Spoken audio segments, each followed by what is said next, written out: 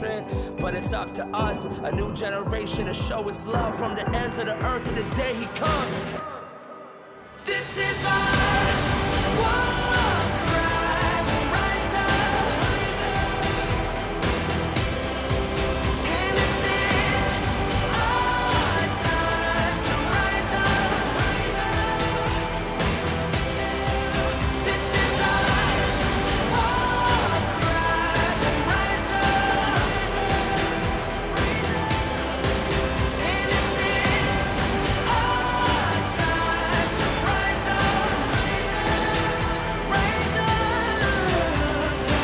We turned the stage to an altar at the last show. Something about when you know you're being impactful. Using the tools I was given, but being tactful. Went from the pit to raps inside of a Mac 4.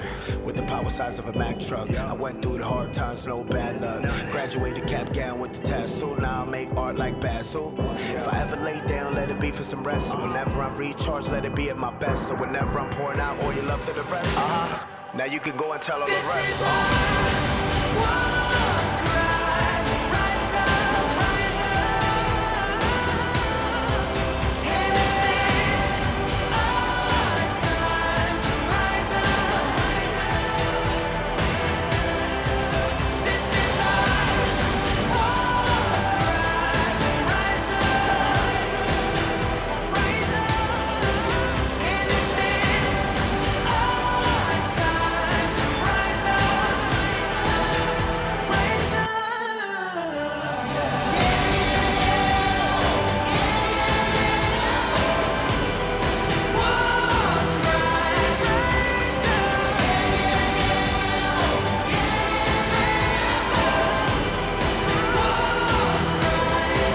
This is our war cry. We'll rise up.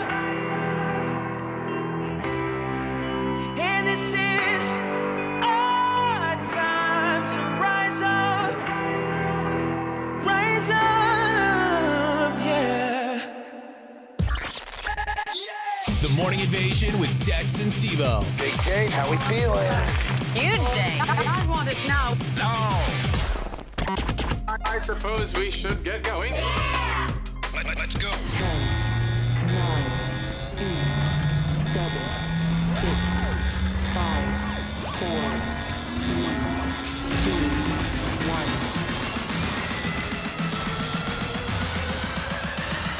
0. Guys, welcome to Monday. What's going on? What?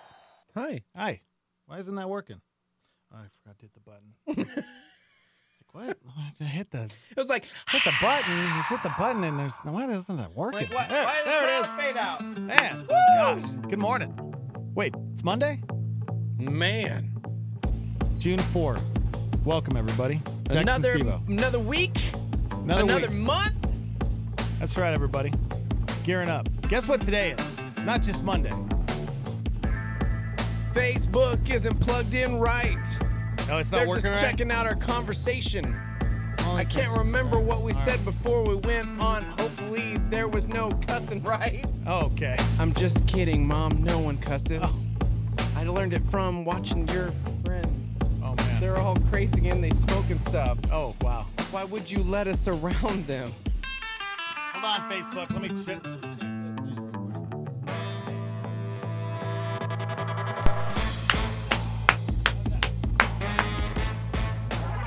If that works. We're gonna write a rap album, guys. Oh, yeah. Welcome to the show, everybody. Yeah, today's not only Monday, but today, Quality Tam launches in the afternoon. Starting at 3 o'clock, Quality Tam kicks off. Brand new show coming to Star 88. And guess who's going to be helping out today? Who? Me. What? Yeah. It's going to be Dex and Tam starting at 3 o'clock. I'm moving to afternoons, man. I'm sorry. I'm sorry, bro. You're gonna That's have to, weird. Yeah. Chipper said you did such a great job while I was out that you could handle solos because you love solo so much. It's tying in with the movie and everything. And then Tam and I are going to be doing afternoons together. Okay. No, that's not true. But it is true. Tam is kicking off today at 3 o'clock. So tune in. And she It was so funny. So Friday, you probably were you here when she was freaking out? She kept asking Daniel if I could hang out with her the first day because she's so nervous. Yeah. And we finally got it approved. And so I'm not going to help her at all. I'm just going to be where you're at. Yeah. And I'm just going to watch the chaos. That's basically what's train wreck. happening right now. But it's basically a solo show because everybody's saying all they see is you. Oh. Well, that's okay. I mean, I'm the good-looking one. Hey, all right. Oh! I'm only, yeah. You're just going to have to go to YouTube if you want to see me. Yeah, I guess. Oh. Facebook, I'm not Did I there. mess that up? I don't care. Nobody cares. I don't care. It's Monday, guys. I really did see Solo again. Fifth time? It was only the third time. That's basically 5 times. That's a lot, I man. don't understand how people don't love it. I really don't. Solo? Yeah. I didn't think it was great. I thought it was good. I've seen it 3 times, and I think it's better than any movie I've seen this year, including Infinity War. Really? What? Wow. Oh, I didn't think it was better than The Last Jedi. See, Last Jedi, I went and saw it more than once at the theater. I don't really feel like I need to go back and see Solo again. It is my favorite Star Wars movie since Return of the Jedi. Wow. Every time I watch it, it's just like, yep, nope. It's even better. That's cool. It's even better. All the feels. Chewie appreciates that. Han and Chewie. Yep. Yeah, if you love Chewie, then you'll love it. Yeah. Because it's all Chewie, man. And some guy who thinks he's Han Solo. Oh. That's not my Harrison Ford. Come on. Curmudgeon says, is it that people don't love Solo, or is it just that they didn't give it a chance? I think that.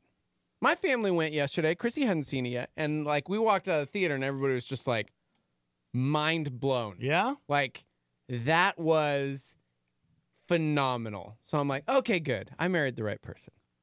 Well, it hit #1 here in America. For its second week, 29.3 million. It's up to 148.9 million. Yeah, it's not very good. So, you know what? I mean, it's not doing as good as the other Star Wars movies, but yeah, it dropped 65%. I'm trying, guys. I'm trying to go see it as much as I can. Okay. I'm just trying. Trying to keep it up there for him. That's cool. Good for you, Dude, man. I just don't get it. I don't get why people are so negative. Like, this happened with The Last Jedi. This happens with, like, big movies. I think people just want to be negative so that, like, they have a voice or something. Or maybe their expectations are too high. Yeah. And they just expect something else. I don't know. All right. Shout out to our girl Winnie, who's working in Essex the next few weeks, so she's going to have to catch us on podcast, but she's on a break, so she wanted to say hi. Hey! Winifred. Yeah, that's right. If you guys, if you miss us, we're on demand through iTunes. Just search Morning Invasion. And if you download the app to your smartphone, the Star 88 app, we're on demand there as well. Winnie, it's a Monday. We'll make sure the show isn't that good. We're just mailing it in. Yeah, you won't miss Mondays, it. you know what? It's a warm-up for the Don't week. even podcast it. You won't even miss it. Yep. That's I'm not just true. kidding. It's one going of to the be biggest amazing. shows It's ever. going to be incredible. Huge. It's so this big. is one of the biggest shows we'll ever Ginormous. have. I mean, I don't even know why I said that. Yeah. Because we're gearing up for Quality Tam to launch at 3, and we're also gearing up for Harvest America, Harvest Invasion, guys. We're going to be doing the morning show live in Texas on Friday morning, and then on Saturday, we kick off Harvest America. Well, Harvest Invasion again. We're going to be warming everybody up for Harvest America. Which happens Sunday. Oh, it's Sunday. Yeah. Oh. When do we come back? Sunday or Monday? Monday. Oh, what? I've been telling people Saturday. No, Monday night. And I'm staying till like I'm not coming home with you. Yeah. What? Why are you all surprised except for like the people who booked my ticket? When are you coming home? My dad's brother is there, and I already told everybody like 9 times. You never told me. No one listens to me. Yeah, I don't think I was in that meeting. Listen, Chrissy, all right? My dad's best friend Milton and my Uncle David are both out there in Texas, and so yes, I'm flying back Wednesday morning. Oh my gosh, what am I supposed to do Tuesday and Wednesday? Oh my gosh, You're what am I gonna have a supposed to show do without me? Oh! What am I going to do? We've had meetings about this. I don't know if you can do that. I didn't approve. I didn't sign off on this. I have no idea what's happening right now. Guys, I really do need to pay more attention. I zone out in these meetings. I really do. Like plural. Wow. That's crazy. This is the first time I've heard this news. So Oh my gosh. I feel like you're pulling a Tam. Tam says that all the time. I'm only like heated because I've had this conversation multiple times over the course of the weekend. I was here, bro. Between See, all of the people I love. I wasn't with you You this weren't, weekend. but Chrissy was. And I'm going, it's on my itinerary. So It's Chrissy been my did the same thing. itinerary for Chrissy's like wait, months. what? You're coming on Wednesday? What? I feel you, Chrissy. I'm with you. You pulled a Tam. Tam does this all the time. She leaves, and then when she gets back, she's like, I told you guys. Yeah. But, hey, at least now It's going to be good, guys. At least I can prepare. Yeah, he's going to have a guest host for a couple days. We'll get Matt Gentry to come in. Yeah. We'll get, who are my other options? I did like 5 weeks. So if I could do 5 weeks, you can do 2 days. Maybe Buck and Dex can reunite again. I don't know. Yeah, see how that goes. Well, I don't want it to go that way, but I mean, you kind of giving me any options. Maybe I'll go solo. Who knows? It'll be a good time, guys. You can go solo if you want, but I mean, it's so far not doing super well for the summer to go solo. Am I right? Yeah, that's true. Taylor says releasing a film like Solo at the beginning of the summer is risky. Swimming pools open, vacation kicks off. Release that bad boy in the middle of winter when everyone's in hermit mode. Yeah. Instant hit. Mm-hmm. I guess. I don't know. That probably has a little bit to do with it, maybe. Well, and it's not Harrison Ford. I know, like, before it came out, I will say I was one of the, like, Negatrons. I was not looking forward to it. I just knew it was going to be terrible. I didn't want to see it. That guy doesn't look like Harrison Ford. Mm-hmm. I'm not going to love it. And then I went in there with all of that hatred and then walked out of there going, man, it's okay to say I'm wrong. Yeah. I'm so very wrong about this one. You know what I do sometimes now when movies do this with different actors? I go in with the mindset that it's in a different universe. Like, oh, this is just a different universe. It's the same characters, but it's a different universe. Kind of like what they do with The Flash.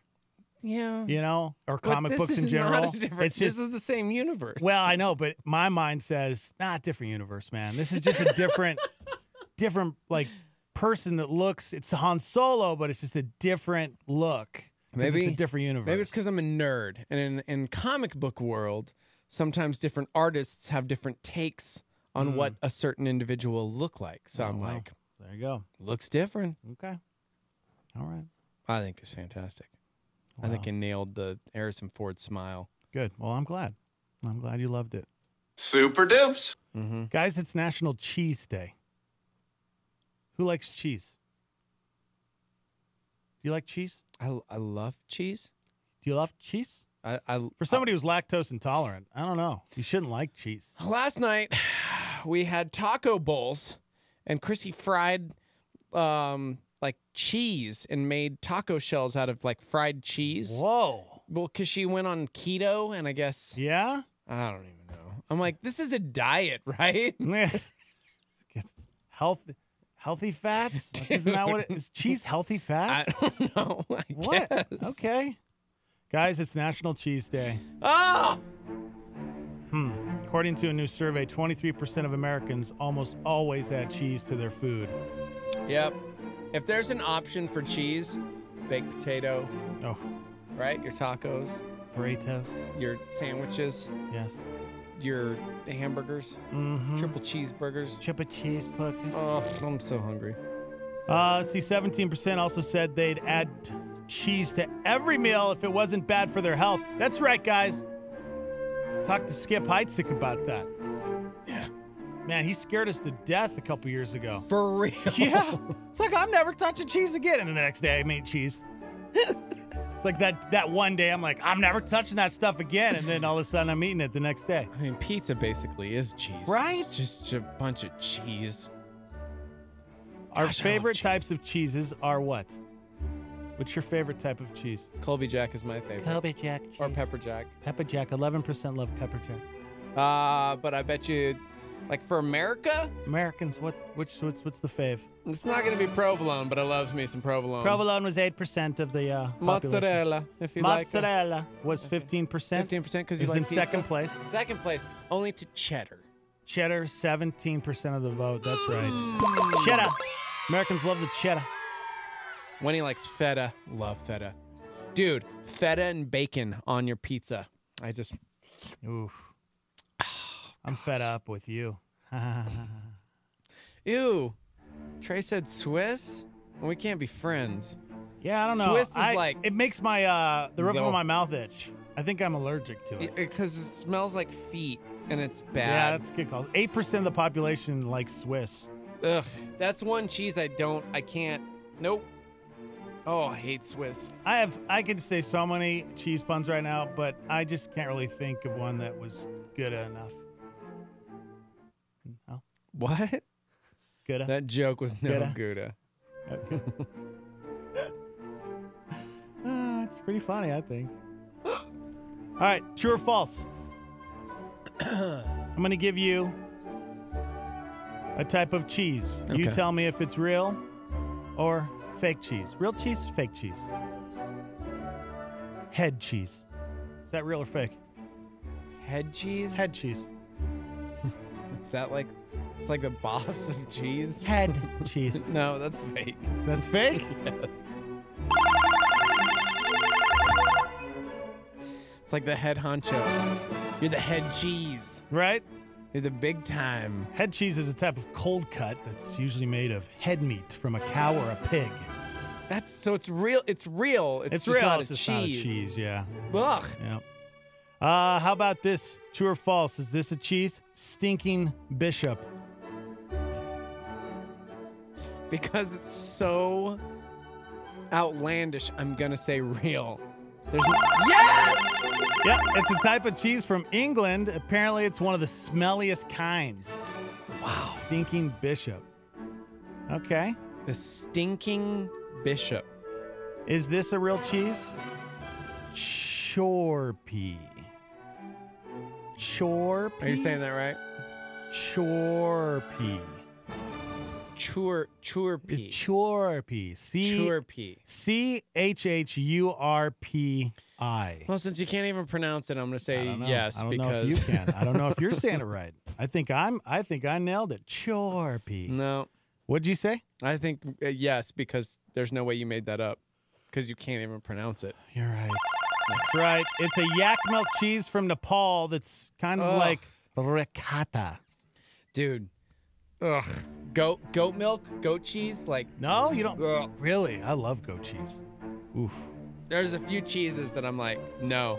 But however, let's be real. When speaking of cheeses, we have to be very careful. We want to be respectful Here comes the because pun. there's only one true cheese. That is Jesus of Nazareth. I knew it. I knew it. The buildup was so intense, guys. The one true cheese. It was so intense. I couldn't even contain it. I mean, the head cheese, if you will. Mm-hmm. That's right. Mm. One more here. Mm. Is this a real cheese? Velveeta. Okay.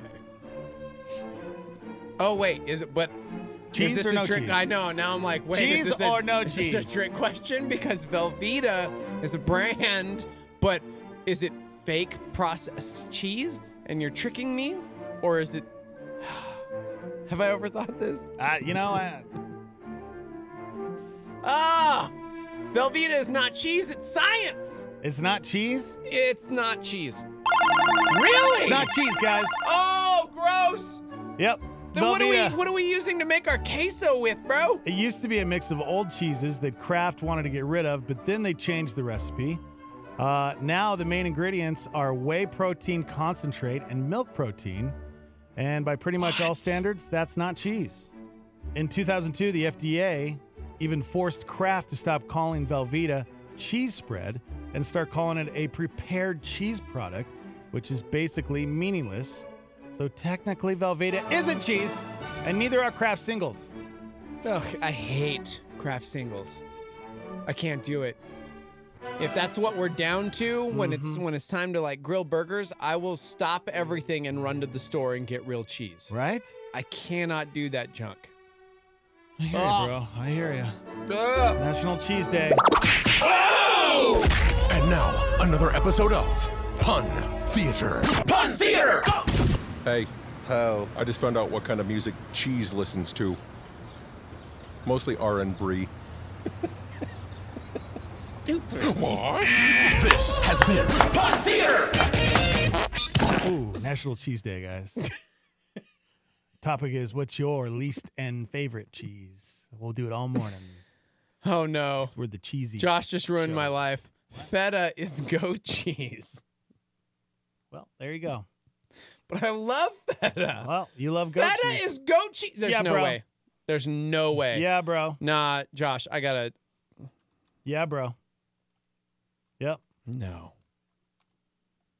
Oh my gosh. Wait. Is it? No. No. American processed this a feta joke? is only made by cow milk, by the way. Goat cheese can be used to make. Nope. Nope. Nope. Nope. Nope. Nope. Okay. Okay. If you buy the original Greek feta, it's not. It's definitely made from cows. So. Okay. Good. Oh, good thank to you, know. Lord. Yeah. It's good to know. Yeah, feta cheese can also be made entirely from sheep milk, but not goat's milk. Okay. What did Gorgonzola say to cheddar? What? Looking sharp. Ow. What cheese surrounds a medieval castle? What? Mozzarella. Ow. I got more all morning. Keep it locked. You're so stupid. Somebody said least favorite cheese, all of them, and I don't know how you exist. Oh, you're so healthy. I love cheese. Cheese, Gromit, cheese. Take it or leave it. I don't care. I could take it or leave it. Guys, we got a huge show today. It's massively huge for a Monday. Let's see. We got an update on the 30-year-old guy in New York who refused to leave his parents' house. Guys, he might have packed up and left this weekend. We'll update you on that. We'll talk about our biggest regrets. Let's see if we got time. We got a letter titled Boss Has Disgusting Bad Manners. Okay.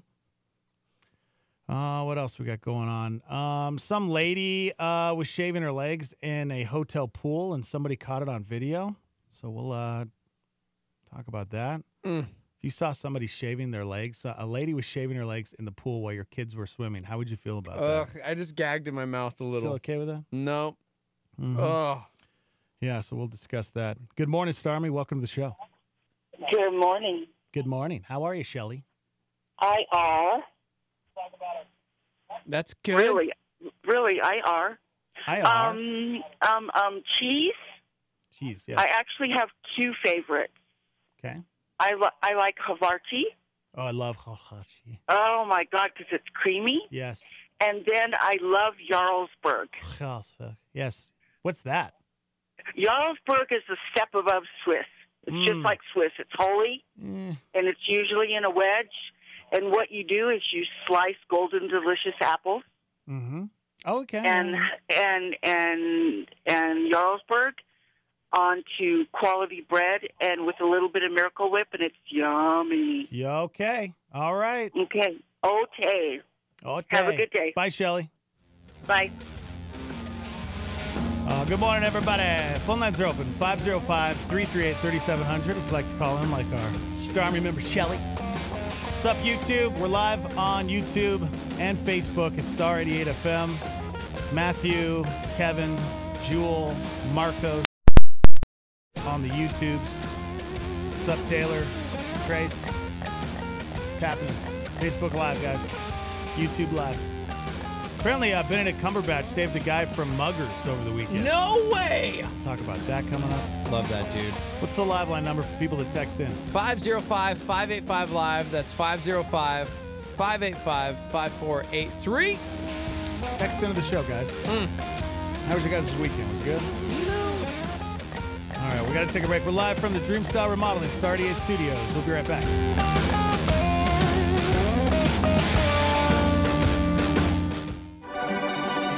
This is a fresh thought. Listen up to Levi Lusko. It costs something. We're going to build something like this. We're going to do something like this. If we're going to see people reach, it costs something. It costs time. It costs energy. It costs resource. It's not free to reach people with the precious gospel. It's not. It's going to cost you something. If you're going to be part of the church, I could easily be with Asaph. Like, gosh, who needs church? I'll just go be a fat cat running the world, and I'll throw a podcast on every once in a while. Who needs church? It costs something. Quite frankly, I'm not sure if I'm willing to pay that price. Maybe you don't need church. It's a battle. It's a battle. It's a fight. It's choosing to believe that life is not a playground. It is a battleground. And we're going to war with the enemy who wants to keep the whole world under his sway. It costs something. For more fresh thoughts, go to LeviLusko.com. Charles Spurgeon says, hope itself is like a star, not to be seen in the sunshine of prosperity, and only to be discovered in the night of adversity. That's a solar flare on Star 88.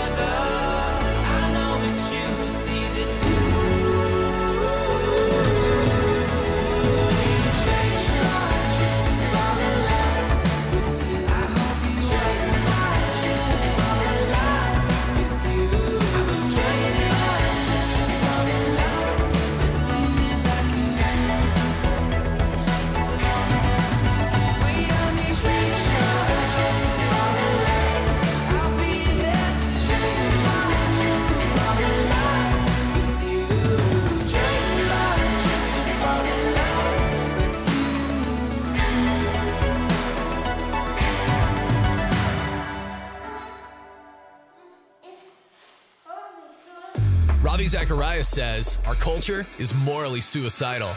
Here's Ravi on a Star 88 PowerPoint. I don't know what you're facing today. I know some of the struggles I face and the challenges I face. And I never begin a day without talking to him, saying, Lord, I don't think I can go through this if you're not with me. The battle is his. On this Remembrance Day, isn't it wonderful to know that he is your defender? He is your mender. He is your restorer and strengthener. He is your creator and designer. He is your redeemer and reconciler. There is no worldview that gives to you what the gospel does in the saving grace of Jesus Christ, who offers to come and live within you and be your Savior. A Star 88 PowerPoint. What's going on in the news today? Game 2 of the NBA Finals. Most women with the most common form of early-stage breast cancer can safely skip chemotherapy without hurting their chances of beating the disease. San Diego police arresting a suspect after a shooting in a parking garage near the finish line of the city's annual marathon. A heavy police presence remains in the area, but authorities saying there is no danger to the public. Beijing warned it will not step up its purchases of U.S.-made products if President Trump makes good on his threat to impose tariffs on billions of dollars worth of Chinese imports. Solo, a Star Wars story, keeps the top weekend box office spot, grossing an estimated $29.3 million. U.S. District Judge Anita Brody heard arguments in Philadelphia last week in the NFL's request for a special investigator for possible fraudulent claims in the $1 billion concussion settlement. Delta Airlines investigating the death of a pet dog during a layover in Detroit last week. Officials found the 8-year-old Pomeranian in its carrier in a cargo facility. More than 20 animals died on U.S. Airlines last year. Most of those were on United Airlines.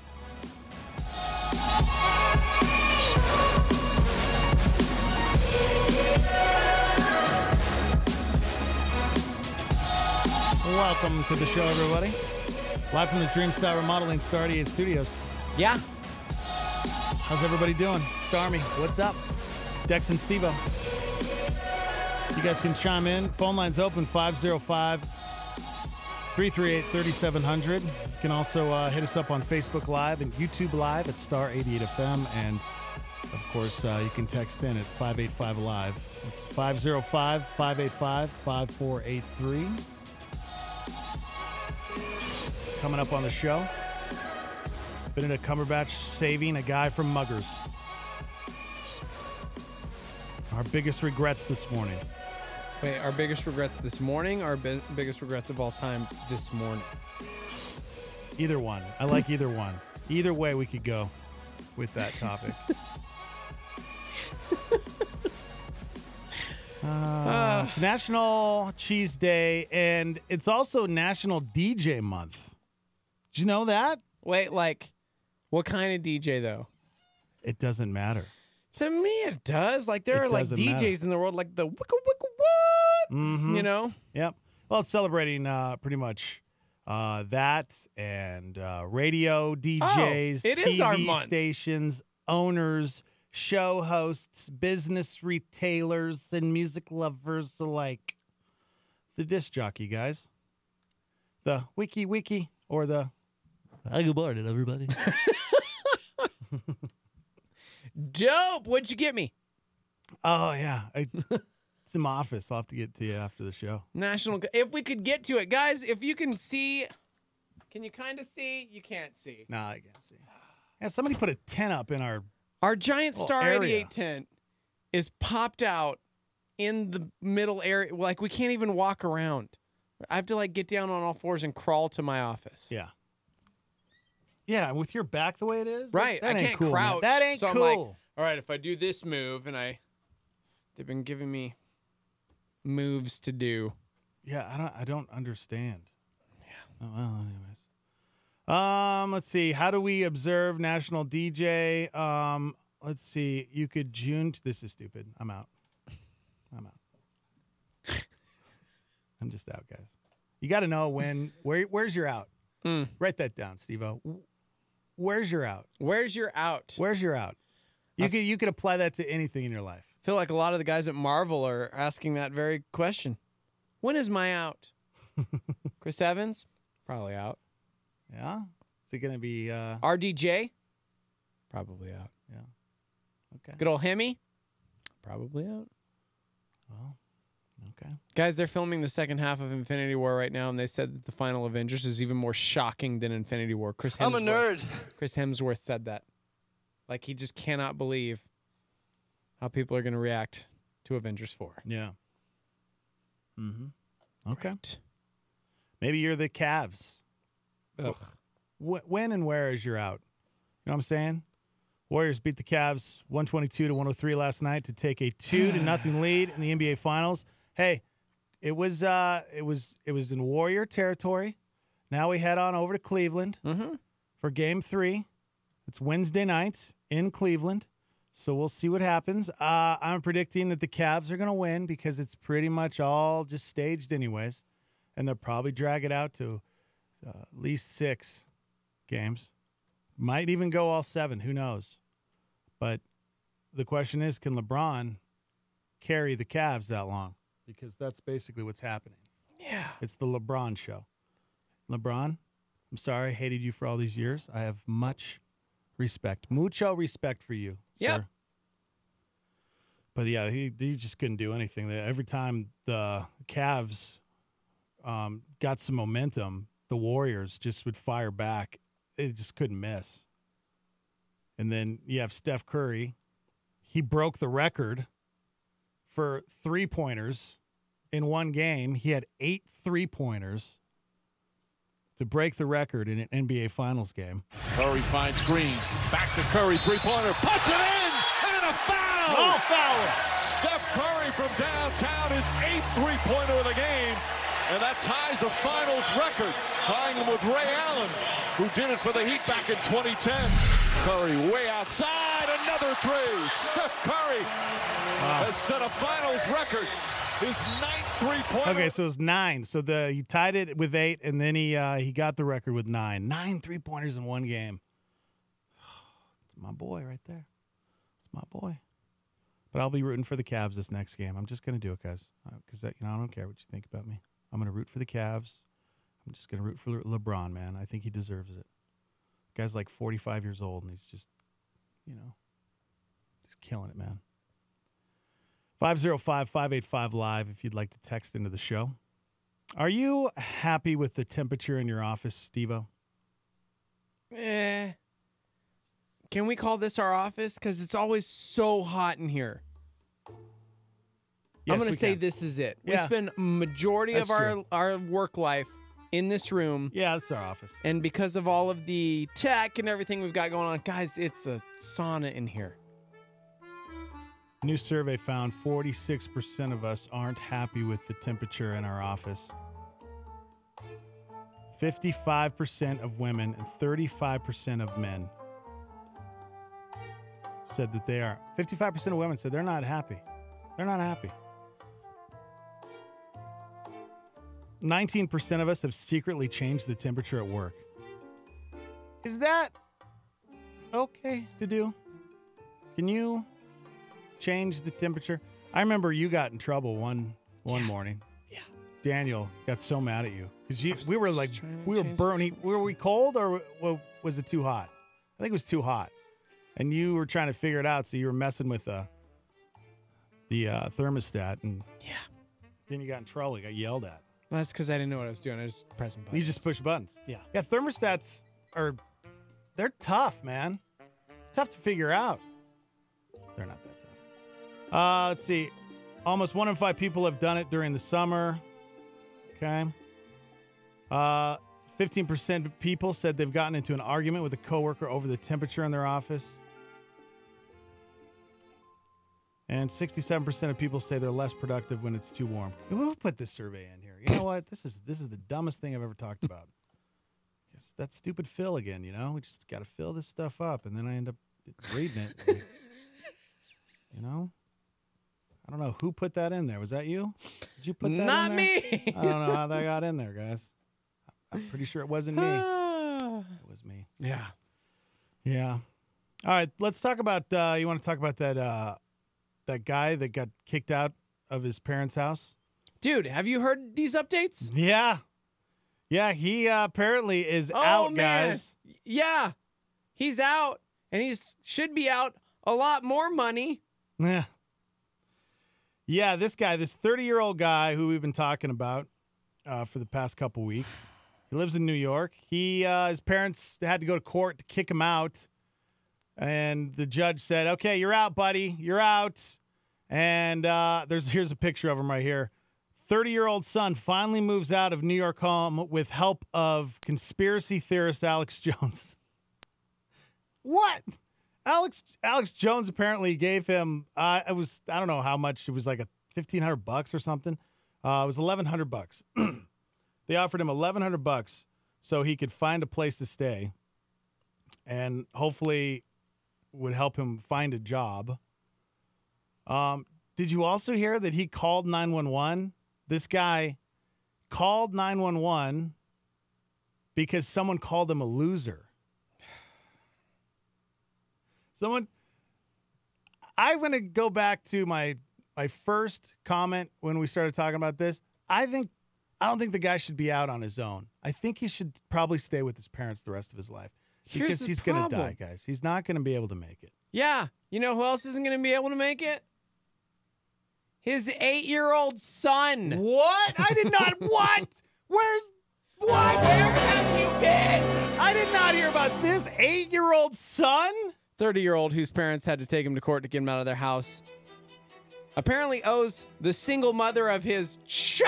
Oh, my goodness. Back support. What? Yeah. The mom, who asked to remain anonymous, said he owes about $2,500 in child support. Well, until 2016, he was only required to pay about $25 a month. Wow. But she filed for a petition to increase the support. She fought tooth and nail. The judge sided with the mom and raised the support to $56 a week. Oh, gosh. 56. Telling him he needs to get a job, yo. Gotta get a job, man. According to the court records obtained by the Post, he's paid $10,000 for a storage unit that has housed his busted 1989 Chevy Camaro for the past 5 years. Oh, my gosh. He was also paying $920 a year in car insurance for the broken down Camaro. That's right. That's insane. He's got an 8-year-old. He's got an 8-year-old kid. The plot thickens. This is the world we live in. How come dudes don't want to be men? Well, if mom and dad don't teach you how to be a man. No. Okay. No, I partially get that. If you have been handed everything your whole life, you've never been pushed out of the nest. Yes. Okay, yes. You don't know what it's like when you open the door and you leave the house. You don't know what it's like. You know, mom has been holding his hand his entire life, and then all of a sudden they just kick him out. I mean, I am on this guy's side. Yeah. Michael, welcome. Hi. Hi. Hi. Hi. So let me start with you're 30. Right. The simplest question: do you not want to find your own place? No. Okay. Do you not want to find your own place? Yeah. Do you not want to find your own place? And he said no. No. It's a weird question. I would say that I'm really not a member of that demographic that they're speaking to, of that group. I'm a very conservative person. The millennials that they're speaking to are very liberal in their ideology. But you're 30, so technically I think you are part of the millennial generation. I don't think there's a delineation between... You're right. But when people speak to the millennials and their general nature as a millennial, they speak to more liberal leanings. You know, if this guy started his own podcast, I'd probably subscribe. Shut your mouth. You know, I think he has a lot to offer. Shut your mouth. Okay. Shut your mouth. Zip it up. 1 Corinthians 13:11, yo, bringing it back around. When I was a child, I spoke like a child. I thought like a child. I reasoned like a child. When I became a man, I gave up childish ways. Solo was so good this weekend, though. Third time seeing Solo. Yeah? With my family. Wow. What is it, guys? Why is it that, like, dudes, seriously, we have problems becoming men? Well, yeah, what? Somebody said boys just want to play video games and Legos all day. Right. Grown men. Somebody said next we're going to find out he's an international arms dealer. That's not real. It's not real. because he won't even lift his arms to Right. do anything himself. Well, when you say, men, how do we become men? That's a good question to ask yourself. Because I'm sitting here, okay, I have 3 kids. I have 2 boys. You have 3 boys. Yeah. As parents, how do we teach our kids to be men? What's the first thing that pops in your mind when you think about that? The very first thing that I thought of for some reason, responsibility for our actions. That's good. That's accountability. A really good one. Yeah, Like accountability. honestly, that's the first thing I thought of. Right. Owning it. Like I think of. I mean, I've bragged on this so many times that people are probably like, oh, but dude, when Jack won the state championship for archery, he did it in such a profound way to me because his bow was taken. He had to do a shoot off. There was so much stress and pressure. And instead of buckling and saying it's too much or I can't handle it, he could have cried about it. Could have whined about said, it. Dude, somebody stole my bow. I'm done. It's not my fault. He I could've couldn't quit. even do it. He had to use some practice bow that he'd never shot before, and he Yeah. sank 3 bullseyes and won the state championship. Yeah. Like he didn't buckle under the pressure. He did something that I don't think I could have done when I was 14. Right? Yeah. And so to huge. me, it's like being able to just man up, for lack of a better term, owning it and owning the choices that we make and the consequences that happen thereof. Right. So yeah, that's true. I think that's a huge part of it. Somebody said this kid, and I do mean kid, even though he's 30, is the sole reason we have President Trump in office. Okay. Wow. Somebody said responsibilities in general. Yep, responsibilities. Somebody said 30 years old, able-bodied, no job, living with mommy, loser. It's math, plus he's a deadbeat dad. Loser. Yeah. So for the summer, yeah, Paul said J-O-B, job. We going to get you a job today. Like, it's summertime, so, the Jeter boys, it's a little relaxed in our house. They want to play Fortnite because that's, that's the new crack. You can learn so much from that, guys. So much about life. The cool thing was this weekend, it was like, okay, listen, we're not just going to like rock a summer of nothing. So Chrissy and I wrote out like a list, a laundry list, no pun intended, of jobs, daily jobs. They got to do their own laundry. They got to put their own laundry away. They've got to make sure the trash is like taken out every day. We got to. That's good. Like in the bathrooms, if the little trashes are stacking up, you got to take that out. You guys got to pick up the dog poop every day. You guys got to we made this giant list, and it's like don't even ask to play video games until all of these are finished. And I was actually expecting at least a little like, come on, it's summer. What I got was okay. What? Yeah, dude. These aren't normal kids, Okay. man. Your kids are... And then my 5-year-old, oh my gosh, who doesn't have these jobs because I'm like, well, it's Brody. He's 5. He's got like make sure you do your own laundry. Make sure you put your own laundry away because they all have their own like nightstand. They're all responsible for their own laundry, Yeah. Brody included. And I'm like, you don't have to do the dog poop. You don't have to, And he goes, what? But I want to help. And he got like mad that he couldn't help. So we had to go buy him gloves, like little Brody gloves, so that he could pick up the poop with his brother. That's cool. So it's like, listen, boys are more than capable of working. Yeah. You just instill it in them at a young age that, hey, guess what? This is the curse, man. We're going to till the ground. We're going to do this with our hands. Yeah, and good on you and Chrissy for teaching your kids from a young age because the response is when they get older, let's say they were, 9 or 10 years old and you had never instilled that in them when they were younger, when you now all of a sudden start throwing these, oh, you know what? You're going to start taking the garbage out cuz I dealt with this with my kids. It wasn't consistent. Yeah. And I would get oh my gosh, no, are you kidding me? Oh gosh. It was like they were dying because they had to take the garbage out. It's like, are you kidding me? It's unbelievable. We just used to have like a dry erase board basically. Yeah. And it was like a list of everybody's responsibilities and you'd have to check it off every day. And like when they were little, it was easy things like brush your teeth in the morning and at night and you know what I mean? See, you guys are consistent and that's huge. Dude, but hey, no. Let me just be real here.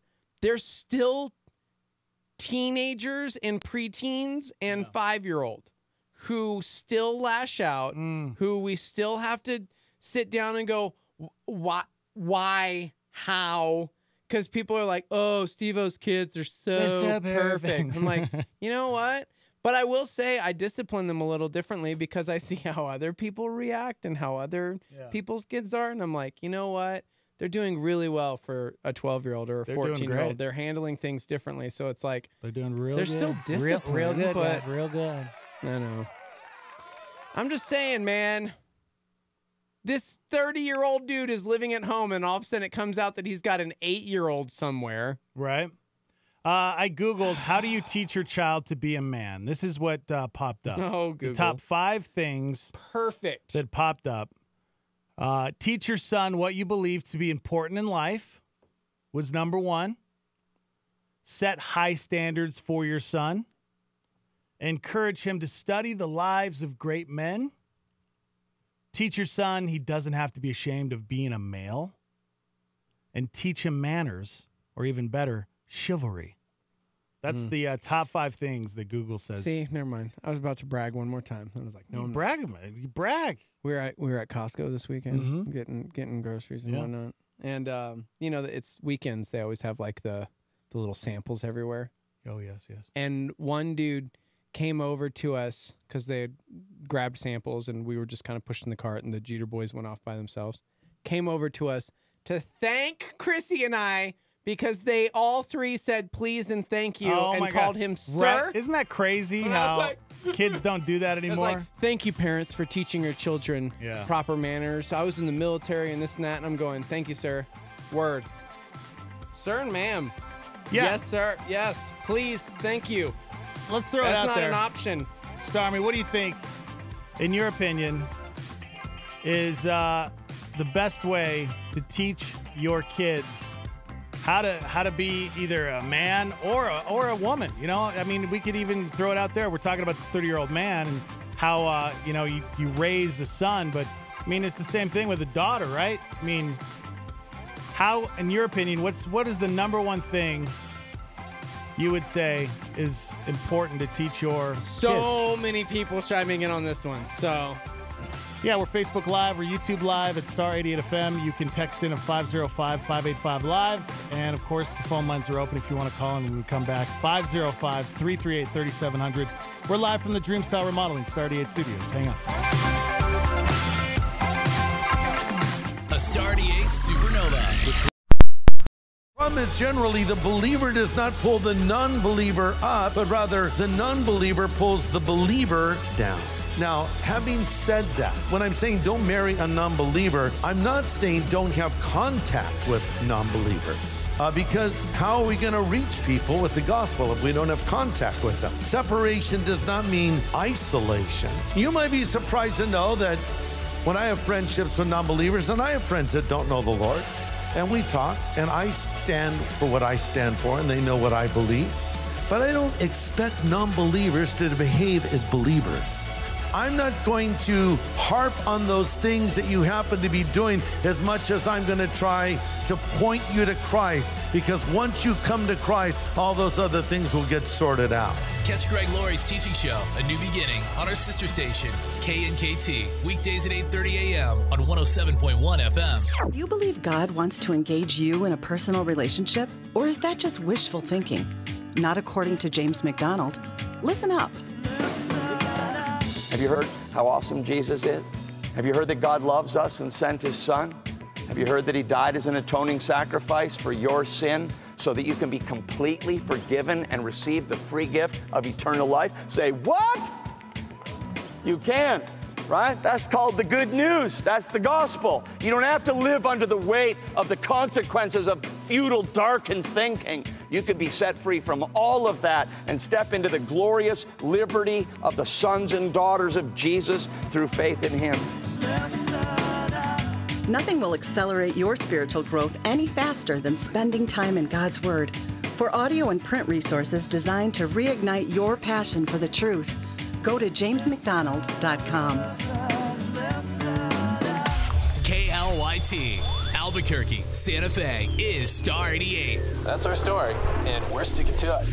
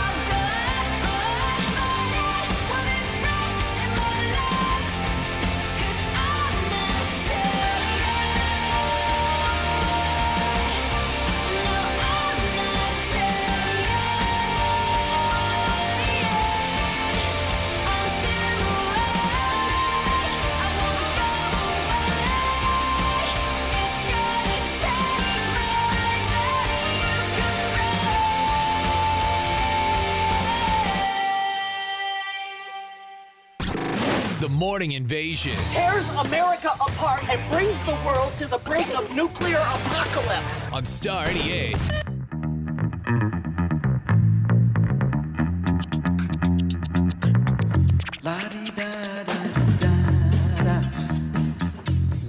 Today, starting at 3 p.m., Quality Tam launches her afternoon Into show. space? Into space, guys. Quality Tam kicks off. It's 3 to 6, Monday through Friday. Guys, make sure and tune in.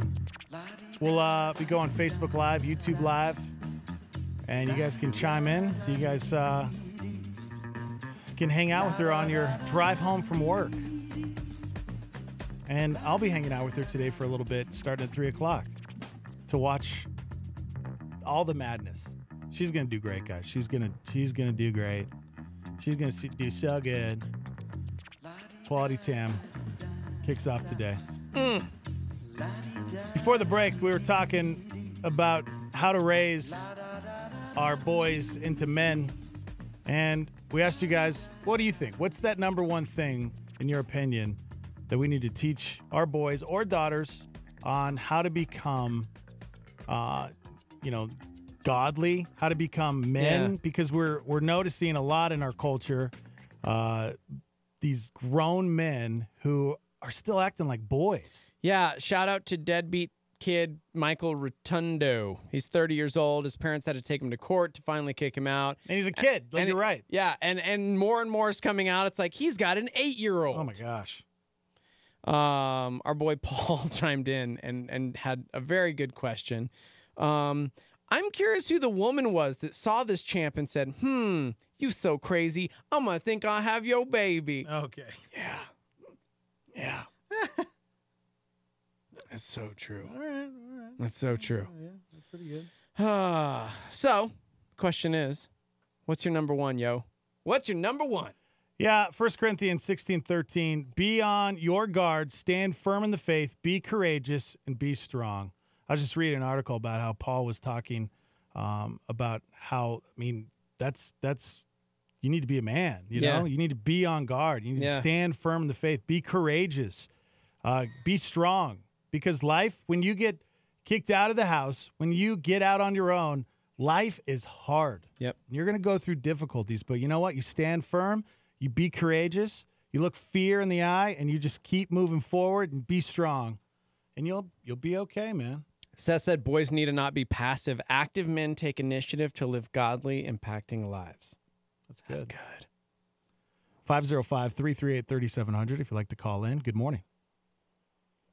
Yeah, so I believe that you should never label your kids. Labeling people is a horrible thing to do because it carries with them for life. And Dex, I'm going to call you out on something because when you were talking about this guy getting kicked out and Alex Jones stepped in, you labeled him. You labeled him conspiracy theorist. Okay, Alex Jones. All right, I did. No, wait. Alex, you didn't say Mr. Alex Jones. You could have called him Dr. we breaking Alex. up, caller. No, you called him conspiracy theorist Alex Jones.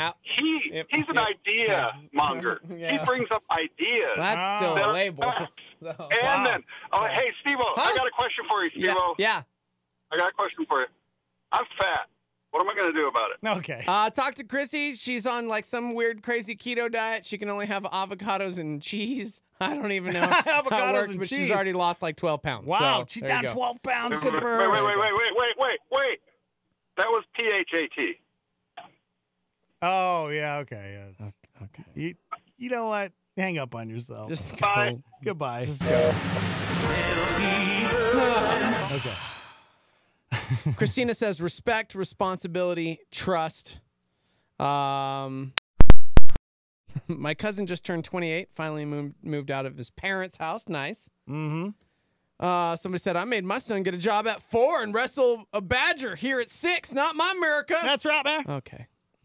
Somebody said, I'm a coach of many different sports. The first rule I lay down for my players is I want us to be the most respected team in the league. That involves shaking your opponent's hand, helping them up if they fall down, shaking the hands of the referee, any trash talk, and they will be benched.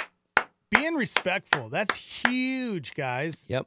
We got to teach our kids that because that stands out now. Yep. That stands out when your kids, even you as an adult, when you are respectful, that you're standing out from everybody else. I'll call anyone around me, and I was about to say elders, but it's not even elders. Anyone around me, sir or ma'am. Yeah. I don't care if it's a 23-year-old at the grocery store that's like checking out my boop, you know, right at the end, the checker outer. Yeah. Thank you, sir. Thank you, ma'am. No, ma'am. Yes, ma'am. Always hold the door. Yeah, dude. For women, it doesn't matter, man or woman, you should hold the door. Yeah, because somebody chimed in to say that it's because of the feminist movement, and you know, they said they've hurt the value of being a man. We're called to be leaders of the family, but society has adopted the view that men aren't needed. It's really sad. I have a daughter, and am grieved by the lack of men she will have to select from. But I will say this: that shouldn't change the way you raise someone. Yeah, right. Because I don't wholeheartedly agree with that. It's still rare for me. If I hold the door, it's still very rare that somebody's like, no, thank you. Right. More often than not, when I'm kind-hearted and doing something respectful like that, people will still say thank you. Yep. For me personally, you're asking like, hey, parents, what do you think the number one thing is? I'll tell you right now, there's one scripture above all others that I think of immediately, and it's because of my beautiful bride who used to hammer me with this. Because I don't know if you guys have recognized this or not, but I'm kind of snarky and sarcastic. No. Yeah. Yeah, you're exaggerating a lot. You know. I tend to take this like snarky, sarcastic tone. And there's one scripture that Chrissy like would constantly hammer me with, especially when it came to dealing with my children. Ephesians chapter 6 says, children, obey your parents in the Lord, for this is right. Like, we all know that, right? Like, oh, parents, hammer that into your kids instantaneously. Honor your father and mother. This is the first commandment with the promise that it may go well with you and that you may live long in the land. Boom! 1, 2, and 3, dog. Yeah, kids. On you. Except it keeps going. And it says, fathers, verse 4 in Ephesians chapter 6, fathers, do not provoke your children to anger, but bring them up in the discipline and instruction of the Lord. And that verse used to wreck me. Yeah. Because how often are we antagonistic or sarcastic, or like you get frustrated about something and you respond in a way that is not good. And I was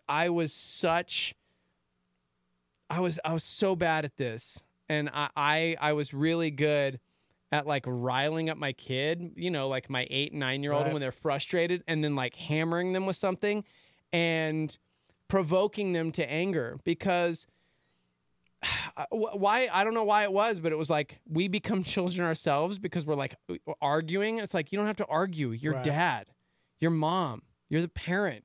You don't have to argue over these things, because in turn, when you start arguing back to the fool, you become the fool, and you're provoking them to like anger. Like you're just provoking and picking and prodding and nitpicking, and we don't need to do that. And so shout out to my wife, because anytime people say that we have like great boys now, I'm like, that's really because of her and this verse that God just like. So seriously, guys, and I mean specifically, it calls out fathers: do not provoke your children to anger. How often are we sarcastic or snarky, or we can belittle even without meaning to? And we are their example. Right. We have to live that, like as the example of a dad. So, and I think one of the biggest things you talked about earlier is taking responsibility. Yeah, dude. How can we teach our kids responsibility if we don't, as adults, take responsibility for our actions? And you own that. You own that a lot. When we mess up, you have to go to your child and tell them, "Hey, I blew it. I'm the worst. I'm sorry. Please forgive me." That's huge. Yeah. That's huge. I don't always get it right as a dad. There have been plenty of times where I have like blown a fuse and lost it and like yelled at them for something, and because I was tired or grumpy, whatever it was, and maybe they did something that I just didn't agree with at the time, and I had to like walk away and then realize like, man, I really overreacted to that. Yeah. I just grounded them for the rest of their lives over something that's like not that big, and going back and going, hey guys, I need to apologize to you because I lost it. I'm a human being and I am stupid and I need your forgiveness now. And so, yeah, I agree. It starts with us as parents. We really have to do better. We really do. We're talking about, in your opinion, Stormy, what's that number one thing that we need to teach our sons, our daughters? Doesn't matter. We were talking about sons at first because we're talking about that 30-year-old from New York who just got kicked out of his parents' house, and he doesn't know how to do life. He was never taught. He called 911 on somebody because they called him a loser. So he called 911. Here's the thing, though, on the flip side. Like, he's 30 and he doesn't know how to do life. I have a hard time with that. Like, being a dude who did not have a dad, who at 18 moved out, but like my mom was paying for an apartment for me. I'm not even joking. Like, I was a spoiled brat and I had to finally like get out and push away from that because it was like, I'm never going to do anything. And I wanted to be my own person. Yeah. I wanted to be a man. I think he still has to take responsibility at some point. Well, that's it. And you know what I mean? Like, we can't only blame the parents. No, he will. And this is the best thing that they could do is to kick him out because, yeah, it's going to be hard and he's going to make a lot of mistakes, but that's how you become a man. Yeah. That's how you learn. You know, I was reading, I found a pretty good article, 10 things to teach your son about true manhood. And some of these I was thinking that I could find some things to kind of make fun of, but they're right on in this article. Talking about how real men don't complain about social problems, you know? Being a man is more important than talking like one, you know? A lot of people would get on social media and just start going off about, you know, they think they're being a man and the words they're using. They don't complain. They go out and do something They go about out and social do problems. something. Okay, I'm like, right? They go out and they do something, you know? They don't point fingers. They work for solutions. They get calluses on their hands, and there's no calluses on the lips from flapping so much. You know, it's look at the hands, man. They're out there making things happen. And I like that. I think that's huge, and I think that goes with women just as much as men. Yeah. Heidi says the golden rule is number one: love equals respect. That's good. Jay Marie says, my grandson used to be so respectful, but has turned 14 and his attitude has changed. He's become negative and complacent. I have another 11-year-old grandson who has not been taught to be respectful, and it's heartbreaking. But here's the thing, Grandma. Like, you can still instill that. Right. Because, I mean, my son's 14, and listen, guys, when your lovely, wonderful, perfect children hit this age and all of a sudden, like, they're super Negatron and emotional and crying and whatever, there's like two responses. You could be like, why, what happened to my perfect child? What's wrong with you? Right? And that's a lot of times how we respond. Or we can remember that there's nothing wrong with them. They're 14 and their body's going through some crazy, like, physiological, like, oh man, so much is happening inside. Yep. So of course they're confused and crazy and flipped upside down because their whole world is upside down. So we come along that and go, okay, hey man, I know it's hard, it's difficult. We can get through this, and you continue to like love and support. I get it though. Trust me, I have a 14-year-old. And there are times where it's so tough. But that's not who he is. Like, everything's going crazy inside right now. He's more confused than you are. Yep. So 505-338-3700. Phone lines are open if you'd like to chime in. And we're on Facebook Live and YouTube Live at Star 88 FM. Somebody said someone needs to man up and become this 30-year-old's big brother. Yeah, maybe he does need a big brother to kind of help him. Maybe he needs a life coach. Help him out. I like this. How many times, you know, Jesus, he was quoted more than once in saying, you know, the first shall be last, you know? Think about that. That's something that you need to teach your kids. The first shall be last. You want to you want to be a leader? Then you know what? Get on your knees and, you know, start washing someone's feet. Dude, for real. Be a leader. You want to and become serve greatest somebody. in the kingdom, you become the servant of all. Right. Be last, serve, man. Yeah. Yep. I love that. True manhood is more about giving than about getting. That's another one. Yeah. You know, teaching your kids how I don't like the word manhood. How Can you good- say peoplehood? No. true peoplehood is more about giving than about getting. No, all of these things are biblical principles. It's so important. Laura says 14 was my tissue box stage. It was awful. Wow. My boys, it was like 12, one type of like weird emotion hit, and then now at 14, another type's hitting. And it's, yeah. I mean, man, pray there's for not, us, they're not guys. monsters. There's Pray nothing for wrong. us. It's like, yeah, you know what helped me greatly? Beanix. Having a dude like Beanix. And I think for men, having somebody like that older generation, somebody that you can look to and go, hey, bro, hey, person who survived with like amazing people, kids in their 20s now, like, what is up with this stage? Because I am clueless. And having someone like a Brian Nixon to be like, dude, listen, first of all, this is natural. It's normal. There's nothing crazy going on here. Welcome to puberty, you know, like seriously. And it's like, okay. And this is just like nurture them along and Right. love them. And I mean, you don't let them get away with murder, but yeah, dude. Well, we got to understand, like they're going through some craziness right now. Yeah, so we remember. loving through that. We're not that old. We Yeah. remember when we were in our teens and how confusing, and you think you know everything, but you don't. You, of course, don't know everything, Yeah. but you think you do. Thebes says, speak truth always. Don't compromise your convictions. I like that. Mm-hmm. Yeah. That's good. I think sometimes we do that in such a harsh tone. Thebes doesn't. I've seen him with his daughters. He's amazing. But I mean, I think that's why I always come back to Ephesians 6, not to provoke your children to anger. I think sometimes the way that we speak truth can be off-putting. It can be, I mean, ugh. Yep. Nobody wants, oh man. Paul says, my 13-year-old daughter cries if she thinks you looked at her wrong. Yeah. Wow. Yeah.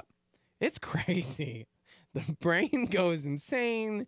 The emotions go sideways. Mm-hmm. And I just have to giggle and remember, like, this too shall pass. Yeah. This is that stage of life. Yeah. I'm just gonna walk through it with you, dude. You can do this. Don't allow. I said this during the break. You and I. One of the biggest things for our family is never letting my children give up on something. I like that. Because there've been plenty of times where it's like, ugh, I'm done with this sport. I'm done with this team, whatever it is. Yeah. And it's like, hey man, I want you to write down like the good and the bad. And we made a commitment, so let's wrap this up. Let's get through this. And if this isn't for you, this happened with Jack. He was just not enjoying baseball anymore.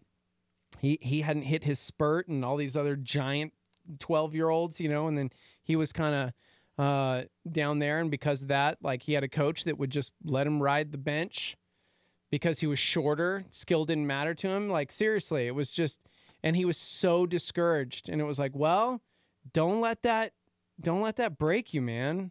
All right. We made a commitment. We're going to honor this commitment. We're going to get through this season. And if you're still feeling the same way, then let's find something new because maybe God is moving you along, but we still have to let our yes be yes. And we made a commitment to this team for this season. And so he did. And guess what? He ended up leaving baseball, and it broke my heart because that's my favorite sport. Yeah.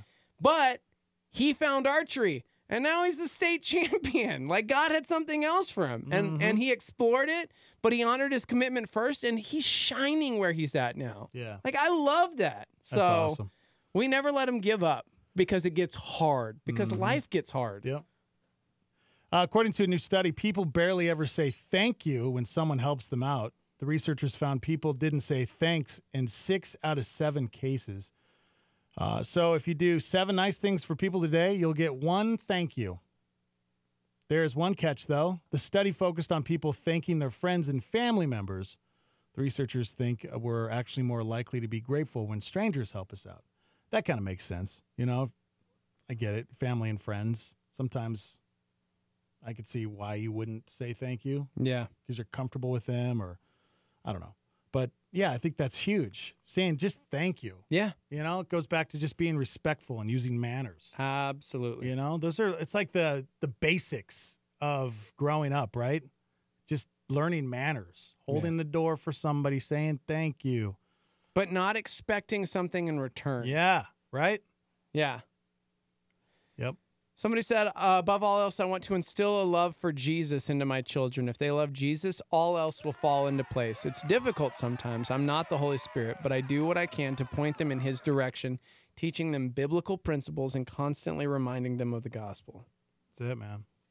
Yep, because, we get that Holy Spirit inside of us, that's love, joy, peace, patience, kindness, goodness, faithfulness, self-control. You have that, that's it, right? That's the building blocks, right? Like the foundation to go out and be that man or be that woman that God wants you to be. Dude, our boy Matthew in St. Louis said you guys are so encouraging. I have a 12-and-a-half-year-old daughter, and I am so frustrated. But hearing this morning that I just need to make it through this stage. Right on. Dude, yep. We're all making it through. Oh, guys, I have a really good friend that I ran into at TJ's the other day, and it was like, oh, man, like, my son is this old, and I'm like, oh, no, it's not better yet, and it's like, it's worse, and I'm like, sweet, what's going on? And then, like, their brains changing, like chemicals. They and block you on Instagram, and you're not allowed to see anything they're doing now. It's awful, guys. It's terrible. It's awful. I don't even know what to say. I'm in it. It's awful. Yeah. Paul says, I've got a 13 and 11-year-old daughter. Soon I'll have two at the same time. Yep. I have a 14 and 12-year-old. Trust me. You will. But I will say, our poor 14-year-old, he's like the experimental child, because it's like, what is this new stage? And at least with Luke, I'm like, oh, yeah, you're not fooling me. Welcome to 12. All right, cool.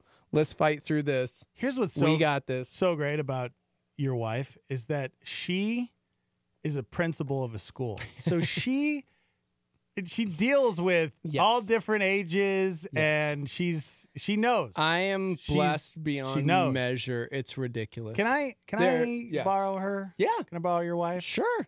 Okay. There's so many times where I'm like, that's it. No. And then she's like, hey, remember, this is the stage of life where blah, blah, blah, scientific, big words. And I'm like, and I wait till she's done, and then I'm like, I don't know what that means. I still want to fight them. Yeah, right. To the doom. Yeah. That's funny. Yep. Yeah. Hang in there, guys. Hang in there. Yeah. You'll just love them and be patient and understanding and never give up on them. No matter what they do, don't ever give up on them. That's what I'm learning. That's what I'm learning in my life right now is no matter how bad it gets, whatever they say to you, you never give up on them. Yeah. We talked about that on Thursday with Pastor Nate Heitzig on Shock Therapy Live, the prodigal son.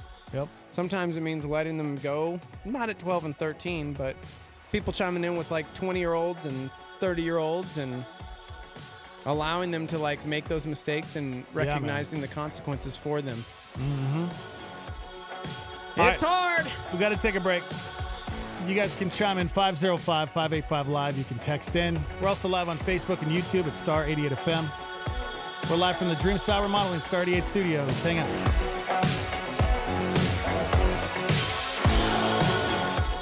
Star 88 thanks Jake Canales at Doorway Home Loans for becoming a power partner. Jake Canales at Doorway Home Loans provides VA, FHA, USDA, and conventional home loans for purchase and refinance mortgages. Jake Canales, Doorway Home Loans, 505-261-5138. Doorway.com/Jake-Canales. Philippians 4:13. NMLS number 310617. Doorway Home Loans, a DBA of International City Mortgage Incorporated. NMLS number 222730.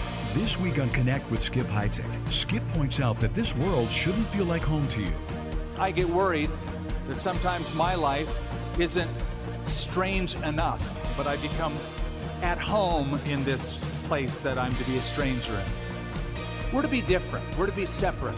Connect with Skip Heitzig this week as he continues the series, Joseph Looks a Lot Like Jesus. Make an appointment for Skip Heitzig weekdays at 8 a.m. on our sister station, KNKT 107.1 FM.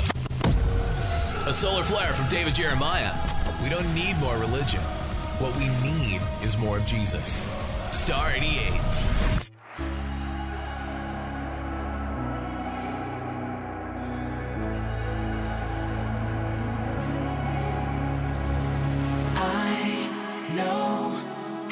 Short is never easy when you give everything you have. Hold tight. can see that fire burning. Your time is about to begin. 'Cause it's gonna get better. Yeah, it's gonna get better from here. It's gonna get better. You're so close that you can taste it. 'Cause you're gonna be better. You're gonna be better, I swear. It's gonna be better. You're at the top, reach out and take it. You don't have to worry if you're good enough. You'll be sipping pretty while they're talking tough. Guess they never knew that you were made for this. You're dangerous, dangerous. Fighting till the end when it's getting rough. Bringing all you got and never giving up. Guess they never knew that you were made for this. You're dangerous, dangerous.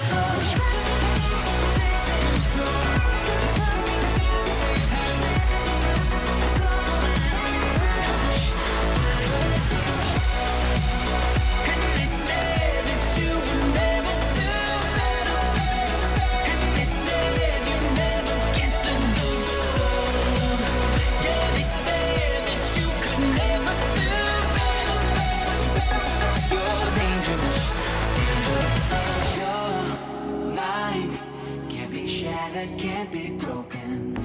Words fly, but you never let them land. This time, with you they're coming after. They'll try, but you take them in the end. Oh, 'cause it's gonna get better. Yeah, it's gonna get better from here. It's gonna get better. You're so close that you can taste it. 'Cause you're gonna be better. You're gonna be better.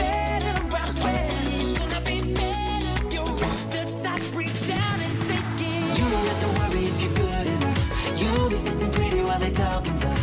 Guess they never knew that you were made for this. You're dangerous, dangerous. Fighting till the end when it's getting rough. Bringing all you got and never giving up. Guess they never knew that you were made for this. You're dangerous, dangerous.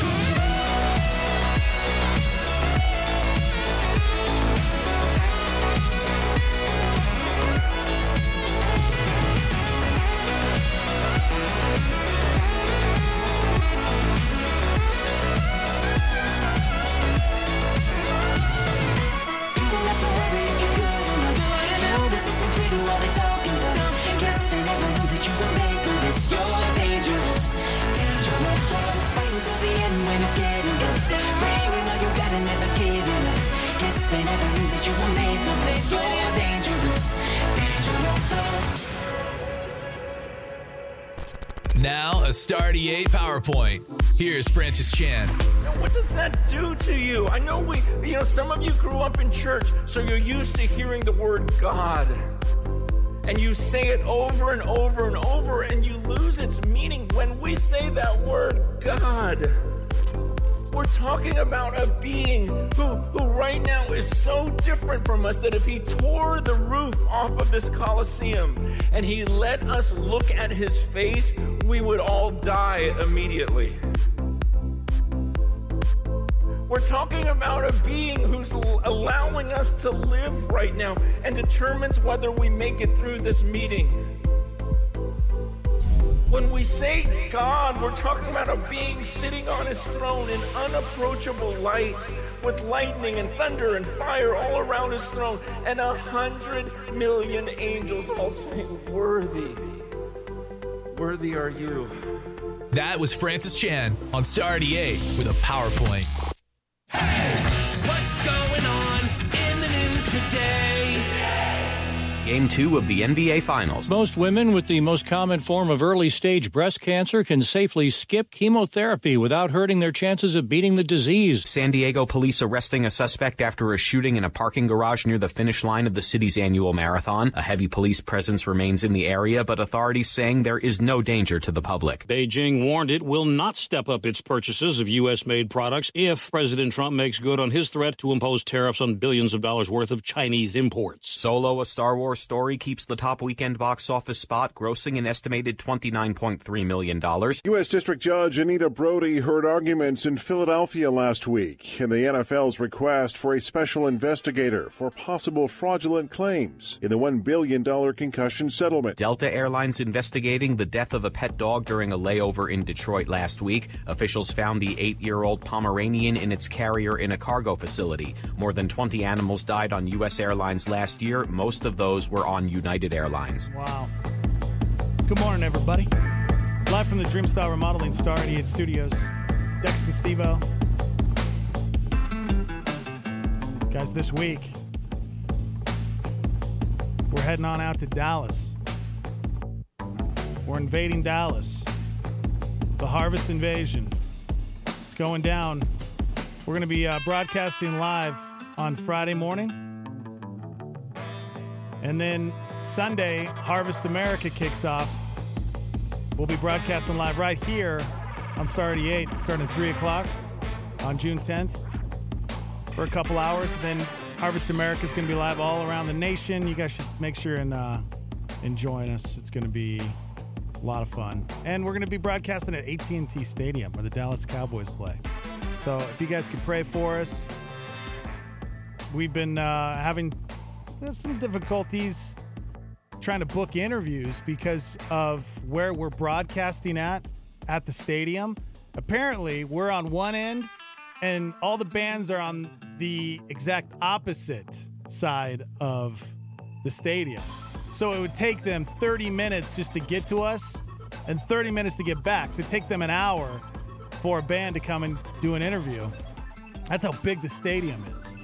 So if you guys could pray for us that lives would be changed, people would tune in that need to hear God's word. We're excited to have this, opportunity to do something cool like this. You guys can chime in. We're live on Facebook Live. We're live on YouTube, Star 88 FM. You guys can call in as well, 505-338-3700. And you can text into the show, 505-585-LIVE, 505-585-5483. And you guys can call the live line as well. Not only can you text, but you can call it. Next message. Hi, I just wanted to say how much I love Star 88. And I opened the cheese drawer this morning, and everything was moldy, Dexter. What? I was trying to be good to you, but you just left a pile of debris. So, Star, you really touched my heart. Okay, I love you. Bye. Okay, thank you very much. That's pretty funny. Especially the fact that it's National Cheese Day. Welcome, everybody. What happened after an explosion at a French cheese factory? What? All that was left was debris. So dumb. Yeah, it is. What do you call cheese that is sad? What? Blue cheese. Oh, gosh. Thank you. Thank you. This is so bad. I have more jokes all morning long on this National Cheese Day. On this National Cheese Day. Yeah. I love cheese. All right, let's talk about Benedict Cumberbatch. He's an actor. He plays Sherlock. Mm-hmm. He plays Doctor Strange. Yeah. He's a hero, guys. So I assume this happened recently, but no, this happened last November. And for some reason, it just came out over the weekend. Benedict Cumberbatch was in an Uber with his wife when he saw 4 men attacking a bicycle delivery man.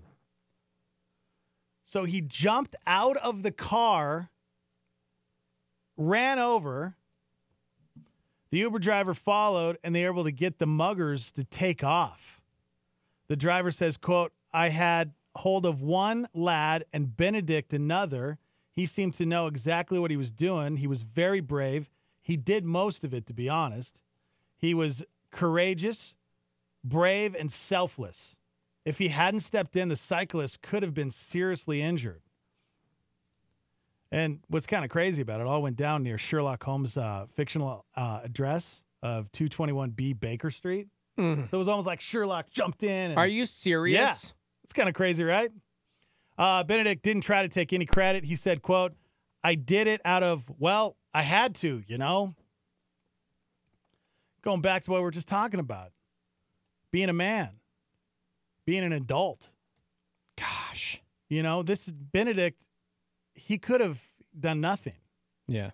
And the first thing he did is saw somebody that was getting attacked by four men, and he jumped out of the car, ran over there, and he was able to fight the muggers off. He was able to save this guy. That's incredible. How many times we hear that that's not the case with a lot of people. They see somebody that needs help, and no, they're just too busy. They don't want to stop. They don't want to help. Good morning. Morning. Don't mean to derail you, but I don't have many friends to help pray for me, but I'm about ready to go for a big test for my EMT intermediate license. Yeah, man. I'm super nervous. Did you study? I've been studying like crazy. Good. You're going to do great, man. Yeah, absolutely. You're going to do great. Just relax. Did you have a big breakfast this morning? Yep. Had breakfast, coffee. Perfect. It sounds like you did everything right. Got to do everything This is right. good. Man. You're You going to got do fine. this. Just relax. Take some deep breaths. And what's your name, man? Guinness. Guinness. Everybody pray for Guinness. Did you just call him Guinness? No, Kenneth. Oh, Kenneth. Yeah. Wow. Yeah, not What's Guinness. on your brain? I heard Guinness. Heard Guinness. Although that's a cool name. Man. Guinness? It Yeah. could be. It really could But be. then it kind of question your parents' drinking habits. Like, I mean, Guinness. what if it's like, what if it was for like Sir Alec Guinness, who played Obi-Wan Kenobi in Star Wars: A New Hope? Okay. Yes. Yeah. Just saying. Doesn't have to be. Pray for Kenneth, guys. Yes. Thank you. AKA Guinness. Yes. Can we call you Guinness from now on? Because it's kind of the coolest name. Sure. Yes. What time do you take your test today? At 8. Okay. Ooh, we're almost there, man. Which, by Yep, the I way, gotta go sign in. Arthur Guinness, the founder of the Guinness Brewery, has a pretty incredible story to tell. Oh, we've shared it before. It's yeah. pretty cool. So before you just prejudge based on name, yeah, pretty cool. Yeah, there's actually a book called Of God and Guinness, and it's the search for God and Guinness, and it's a biography about their history and how it started, because he did that in a country at a time where they were all like dying out because of Irish whiskey, and the water was bad, and they needed a safe alternative, and that is why he began brewing it in the first place. Yeah, because the water was killing them, but the whiskey was killing them as well. And Guinness is packed full of what? Protein and all these. I'm not even being Yeah. funny right now. It's actually a pretty Really? remarkable story. Yeah.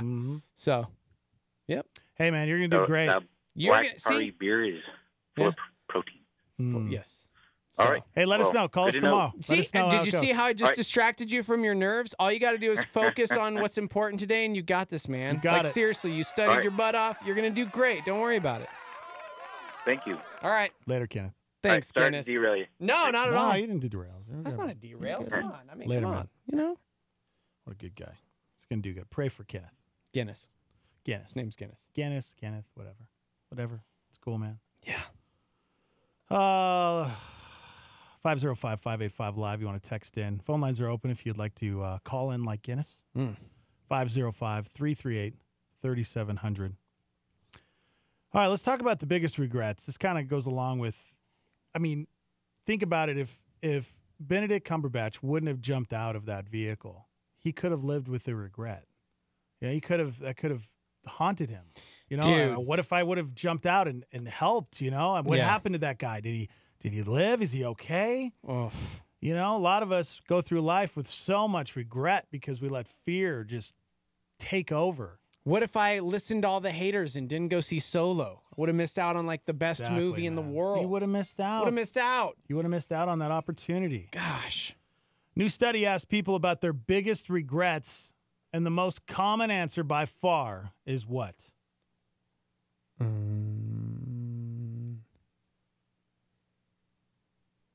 Letting go of the catheter after inserting the IV. Yes, nailed it. Nailed Just it. saying. That's for Kenneth, actually. Advice for the EMT student. Don't let go of the catheter after inserting the IV. It's the biggest issue that students had. Really? At least last time this person proctored the test. So Okay, all right. don't let go. Mm-hmm. What do you think? Can you hit let's see if you can hit top 3 answers here. See if you can hit it. Okay. Most common regret people have, Well, I mean, come on. according to a new study. Not going after your, whether it's a childhood dream or maybe like, do you know, how do I word this? Yeah, you nailed it. You Okay. got it. Yeah, that was it. They haven't achieved their dreams. Yeah. That was the most common regret people had. I think achieving their dream or not going after it, because I think those are two different regrets. Do you know what I mean? Like maybe you went for it and it just wasn't in the cards. I think that's a lesser regret, right? Because at least you can say, you know what, dude, I gave it my all. I tried. This wasn't what I thought it was going to be, or I didn't achieve it. But at least you went for it. Because I think most people are going to look back and realize they didn't take that risk. They didn't do something that they felt they were called to do or what they should be doing. I don't know. Well, you're not living up to your ideal selves. You know, that's it. You haven't gone out there to try to achieve that goal, to try to hit that goal that you've had, that dream. You know, it's just taking a risk, and that, according to the study, was their biggest regret. Yeah, and I agree with that. You know, mm-hmm. Some of the other ones, a lack of training. They didn't get trained enough. I could understand that, especially. I mean, look at our boy Kenneth. You know, he's going to take a pretty important test. If he's not trained, right? He didn't study enough. Yeah.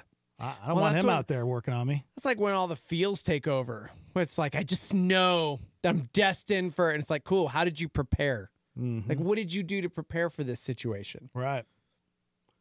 5% said a lack of support was a big regret in their life.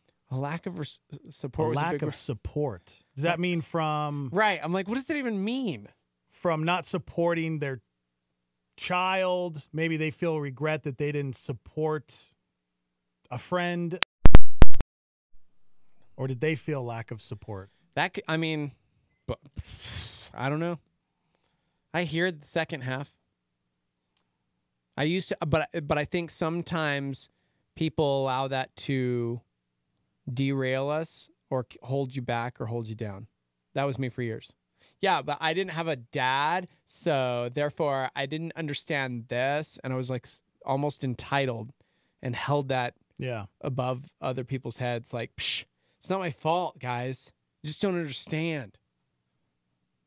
So I apologize. So this was this top 6 isn't biggest regrets. It's this was another survey asked people what's getting in their way of that. And so they said a lack of training, a lack of support.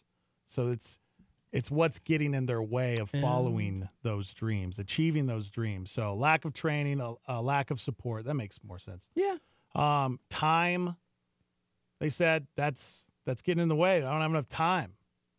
You can make time. You can make time, right? You can make time. Number 3 was fear.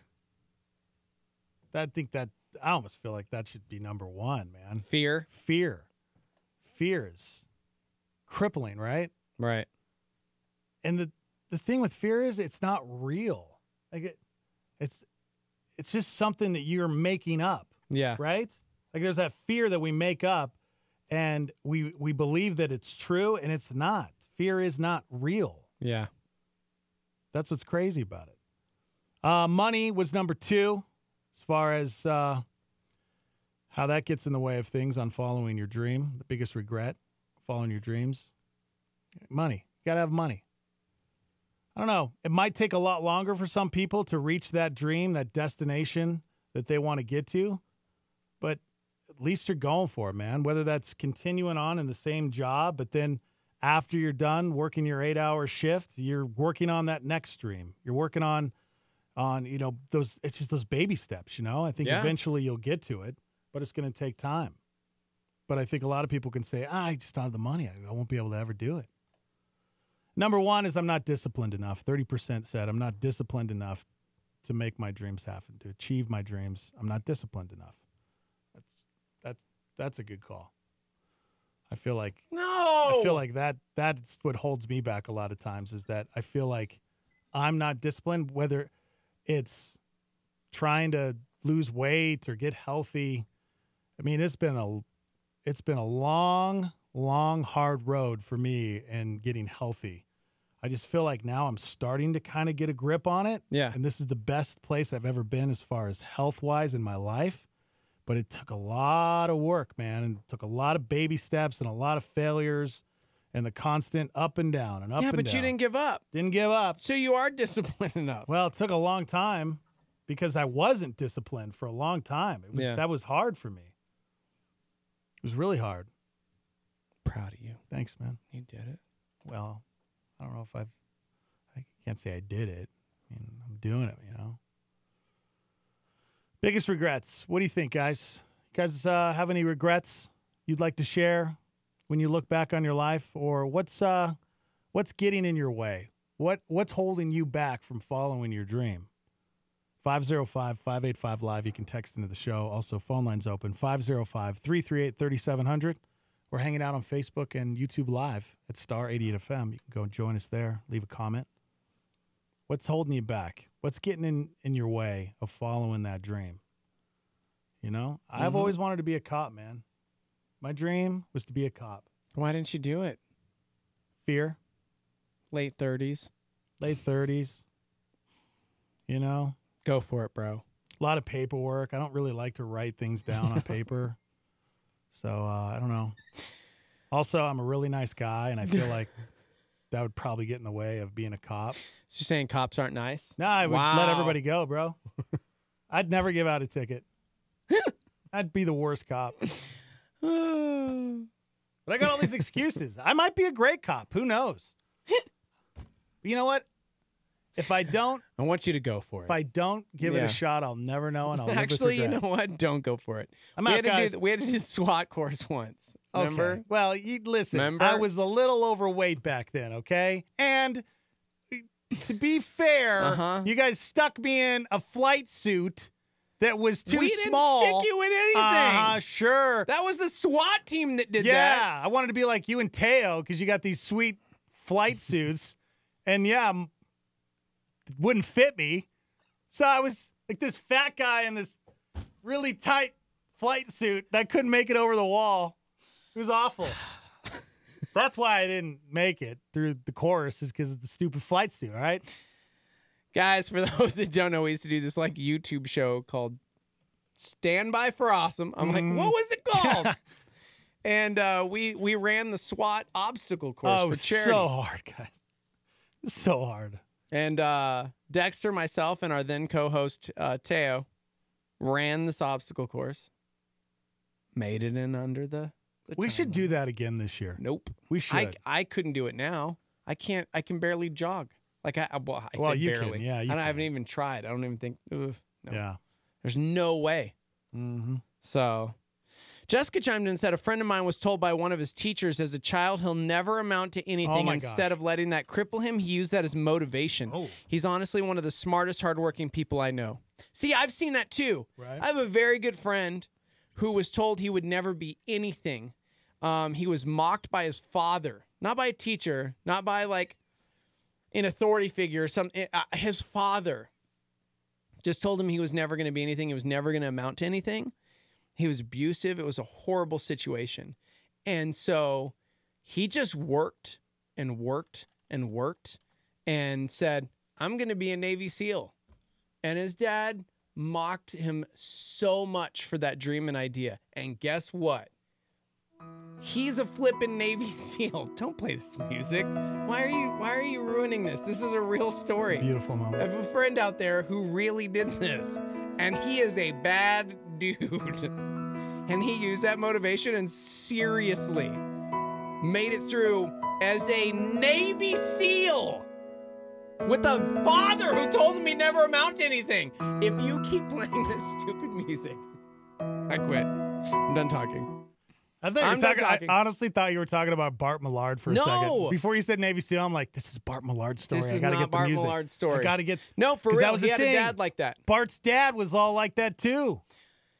Yeah, no. You'll never This amount to dude, nothing, son. and he is a scary man now. I mean, he's a good dude. Right. He is a bad dude. Yeah. No, I was told by teachers growing up, same thing.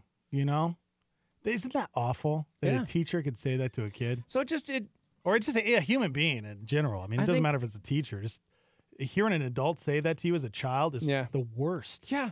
Dude, theme of the day may be Ephesians 6, because that's what I just go back to that. 6:4. It's like, fathers, do not provoke your children to anger. Yeah. Like, Yep. because they're going to become discouraged. They're going to become, I don't know. Well, the thing is, as an adult, you realize and you learn these things when adults say nasty things like that to other people, whether it's a child or another adult, it's because of the regret. It's because of the pain that's going on inside of them. That's why they're hashing out. That's why they're reacting the way they are. It's because of what they're going through. It has nothing to do with you.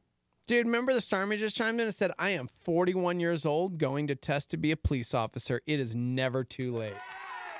Guys, I'm out. To sign up, can you do part-time so I can still do the show? Can you be a part-time cop? Can I be on the reserves? Is that still a thing, reserves? Can I be a reserve cop? Somebody said bad decisions as a kid led me to a criminal record that has followed me since. It's gotten in the way of being able to even work normal jobs. That is unfortunate. Wow. And it's such a reminder of the consequences of our actions, unfortunately. Even when we were stupid teenagers, making really poor decisions, and sometimes they sadly do follow us. But all it takes is that one person to give us a chance, right? Right. Yeah, Vanessa said, fear of failure. I want to start my own business, but fear of leaving a secure job. And that's what we're talking about, Vanessa. Seriously, maybe it's... Just quit your job Don't now. quit your job. Oh, no. No, don't quit your job. You don't have to leave that secure job yet. But, hey, start planning. Write down a pathway to that goal, to that dream, and figure out how you can get there. Whether it's spending a couple hours or an hour after the show searching for that job or getting the training that you need. Yeah. But don't let fear get in the way. Talk to me. Remember the Starmy just chimed in and said, surrounded by your glory, my friend's a Navy SEAL. His dad said he couldn't do it. Okay, he's got a whole thing. Oh, I'm going to have that song stuck in my head now. No! That's what you get. Oh! Which, by the way, man, that movie's still good. It took me months to get that song stuck out of my head. I don't know why. That movie was good, man. No, don't do it. You got that It's song no stuck in your head. Solo, but I mean, it's pretty good. Yeah. Somebody said, isn't that a new show with Nathan Fillion, 40-year-old cop? Yeah, it's called The Rookie. Did you see that? Oh, yeah. I saw the trailer last night. I thought of Chrissy. I almost texted her a she picture. lost her mind when we saw that trailer, and I Right? said, Chrissy, you were going to enjoy that show so much for the 3 episodes it runs before it gets canceled. No, right? It You're looked going to pretty enjoy bad. that so hard. I love Nathan Fillion. I hope it survives, but man. What's getting in your way, Starmy, as far as following that dream that you have? What is it? Somebody said fear definitely should be number one. I always suffered from the fear of failure. I always wanted to lose weight and become a cop, but I was scared I would never be able to do it. About a year ago, I finally decided one day to stop being so afraid and to go for my dreams. I've now lost 110 pounds. Shut your mouth. And am currently trying to become a sheriff deputy. Surrounded by your glory. You ruin good stories. No, I make them better. I make them better. That's amazing. Thank you for sharing that. How much weight? 110 pounds. 110 pounds? Somebody said seeking approval. I always tend to find myself seeking approval of others. I especially put myself out there hoping to get recognized. I once made a friend the godfather of my daughter, and that didn't work out so well. I wouldn't say I regret it, but it's a flaw I'm working on. Oh, man. Yeah. It's all right, Booty. Don't you worry about those people in your life, Booty. Yeah. Wait, what? All right, we got to take a break. If you guys want to chime in, we were talking about biggest regrets and what holds us back. What's holding you back? Is it time? Is it money? Fear? What's holding you back? You can text in 505-585-LIVE. We're also on Facebook Live and YouTube Live at Star 88 FM. We're live from the Dreamstar Remodeling Star 88 Studios. If I say live one more time, I'm going to punch myself in the face.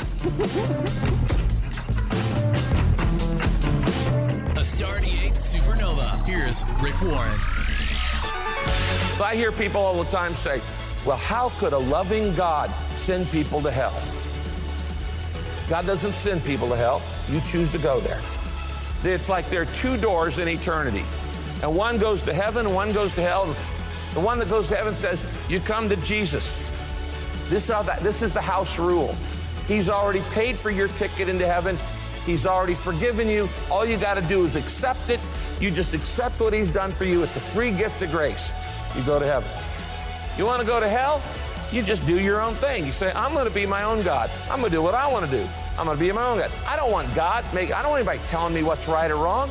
I don't want to tell anybody tell me what to do. I want to run my own life. Now, if I choose to walk out this door, I certainly can't blame God. Catch Rick Warren's Daily Hope on KNKT 107.1 weekdays at 7:30 a.m. This is Ground Wire with John Dunn. My friend recently confessed that seeing boys play with their dads was always hard for him. He didn't play catch because his dad wasn't much of a sports fan, and even if he had been, he wasn't home enough. All he ever wanted was to hear his dad say that he was proud of him, that he loved him. Because those words didn't come, he struggled for many years. I realize that his story is not unique.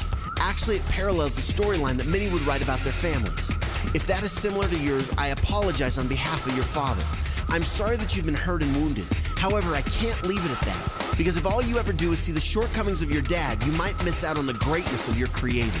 You see, God loves you and is desperate to spend time with you. He is continually whispering into your heart, and He loves you and is proud of you. However, many people never take the time to draw near to Him or listen to His affirmation. Your dad might have caused you great pain, but if you take time to get to know Him, your Heavenly Father will bring you great joy. For more, log on to groundwire.net. Groundwire.net. This is Star 88 at 88.3 FM, KLYT, Albuquerque, Santa Fe, and online at star88.fm.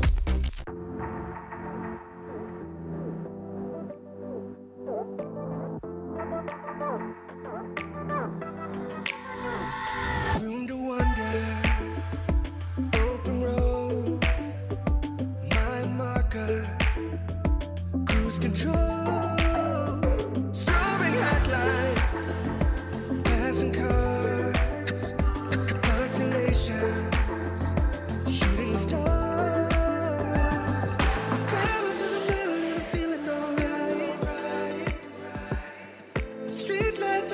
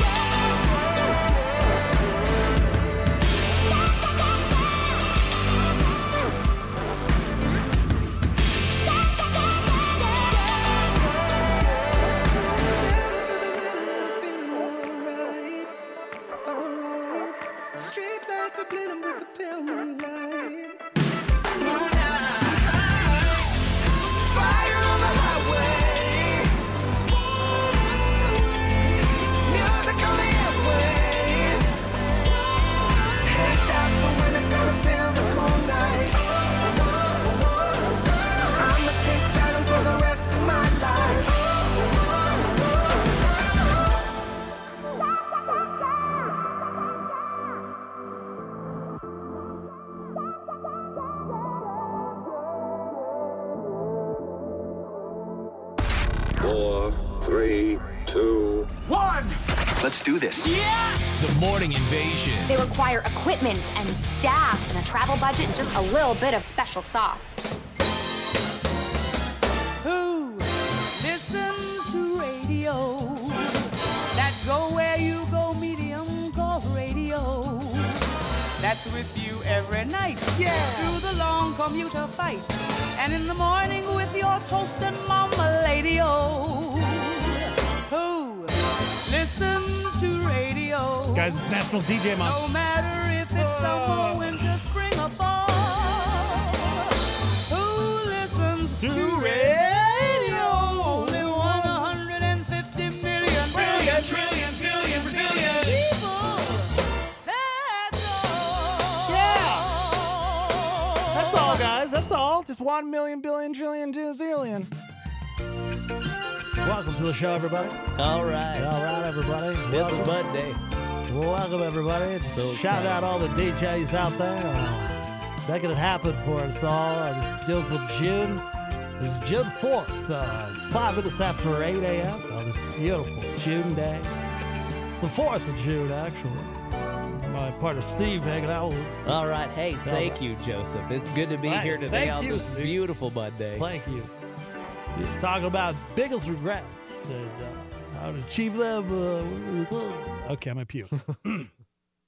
You can't do that for long. I want to vomit after a while because that's what I'm doing. I'm just vomiting. That's what it's called. Biggest regrets, guys. Biggest regrets. We were talking about those biggest regrets and how we pretty much sabotage ourselves.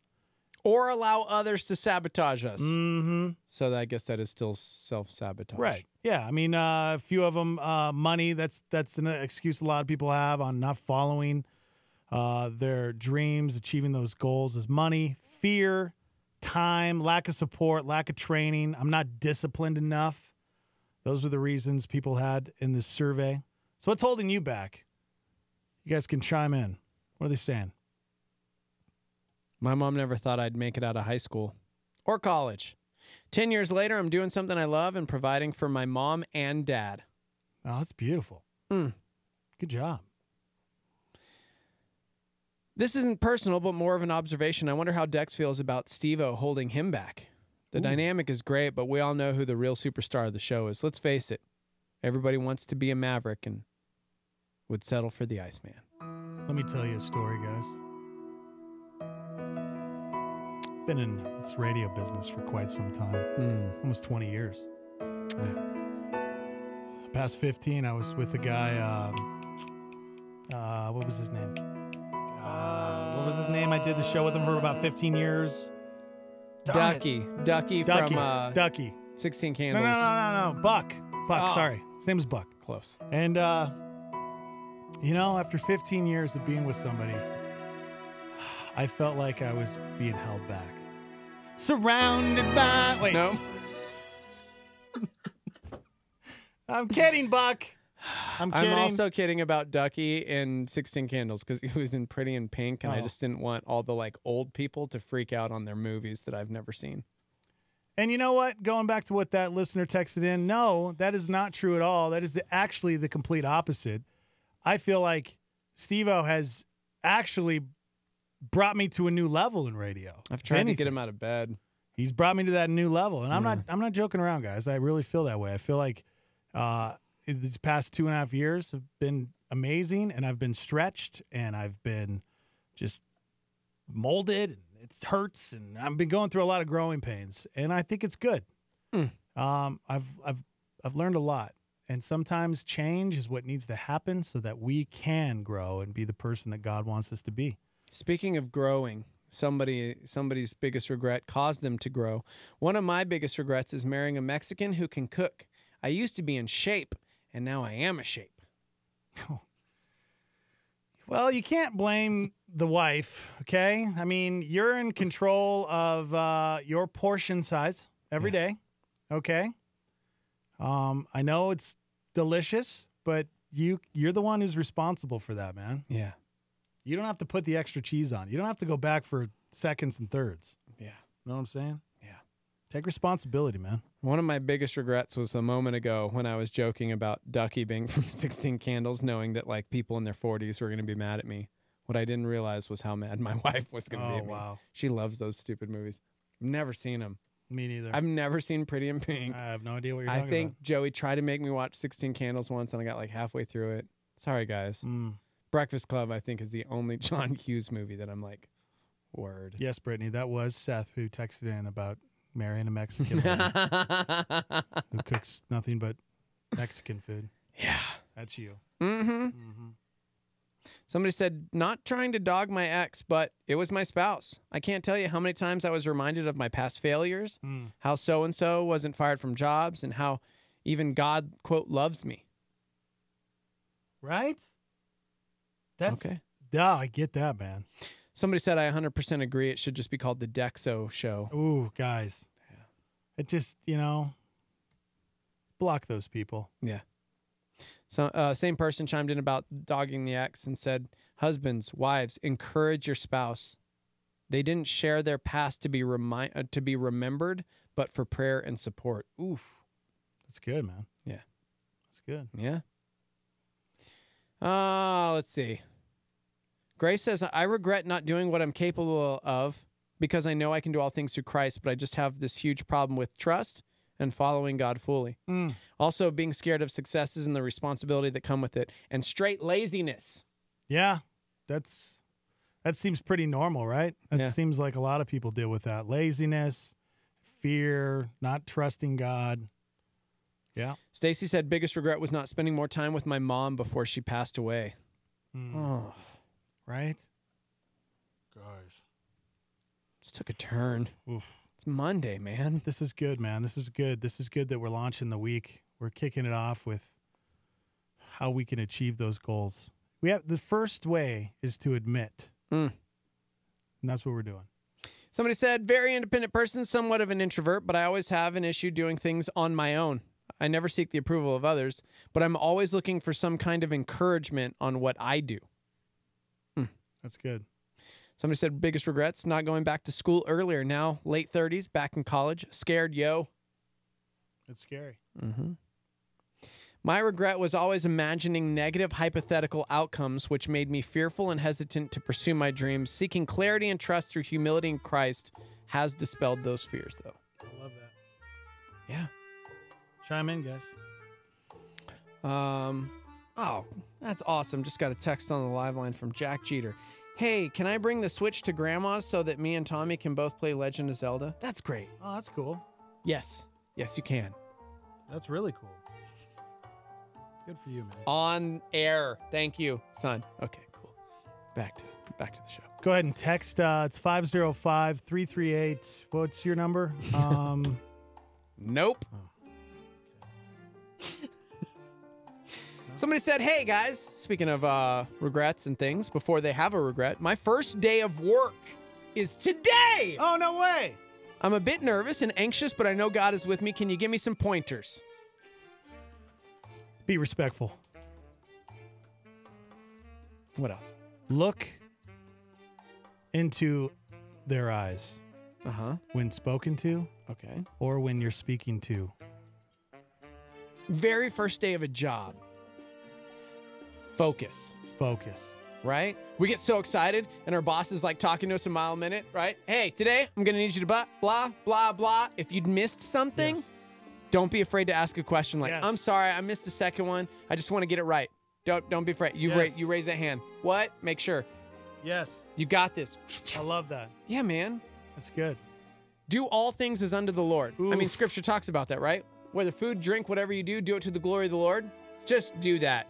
Just do that, guys. You'll be fine. You'll be fine. You're going to do great. You're going to do great. Yeah. You're going to do great. 18 years old, man. That's First awesome. day of work. Starmy, what advice do you have for this 18-year-old? First day of work ever. Right? They want to get it right. Mm-hmm. Hey, go ahead, caller. Yeah. Was calling to talk to Steve-O. This is Steve-O. Hi, Steve. My name is Joseph. Hi. I don't like the way people are talking about you on the live line. I just wanted to call and encourage you. I think you're a beautiful man. I've looked up to you for years. You're 49 years, or how old? 49? Going to be 50? Dex, what are you doing? What are you talking about? Huh? What? What are you doing, man? You're What? like you're kind of like you're kind of what? Oh, gotta go. Bye. The good news is, having a day talking about regrets and things like that, I in the past would allow things like that to affect me.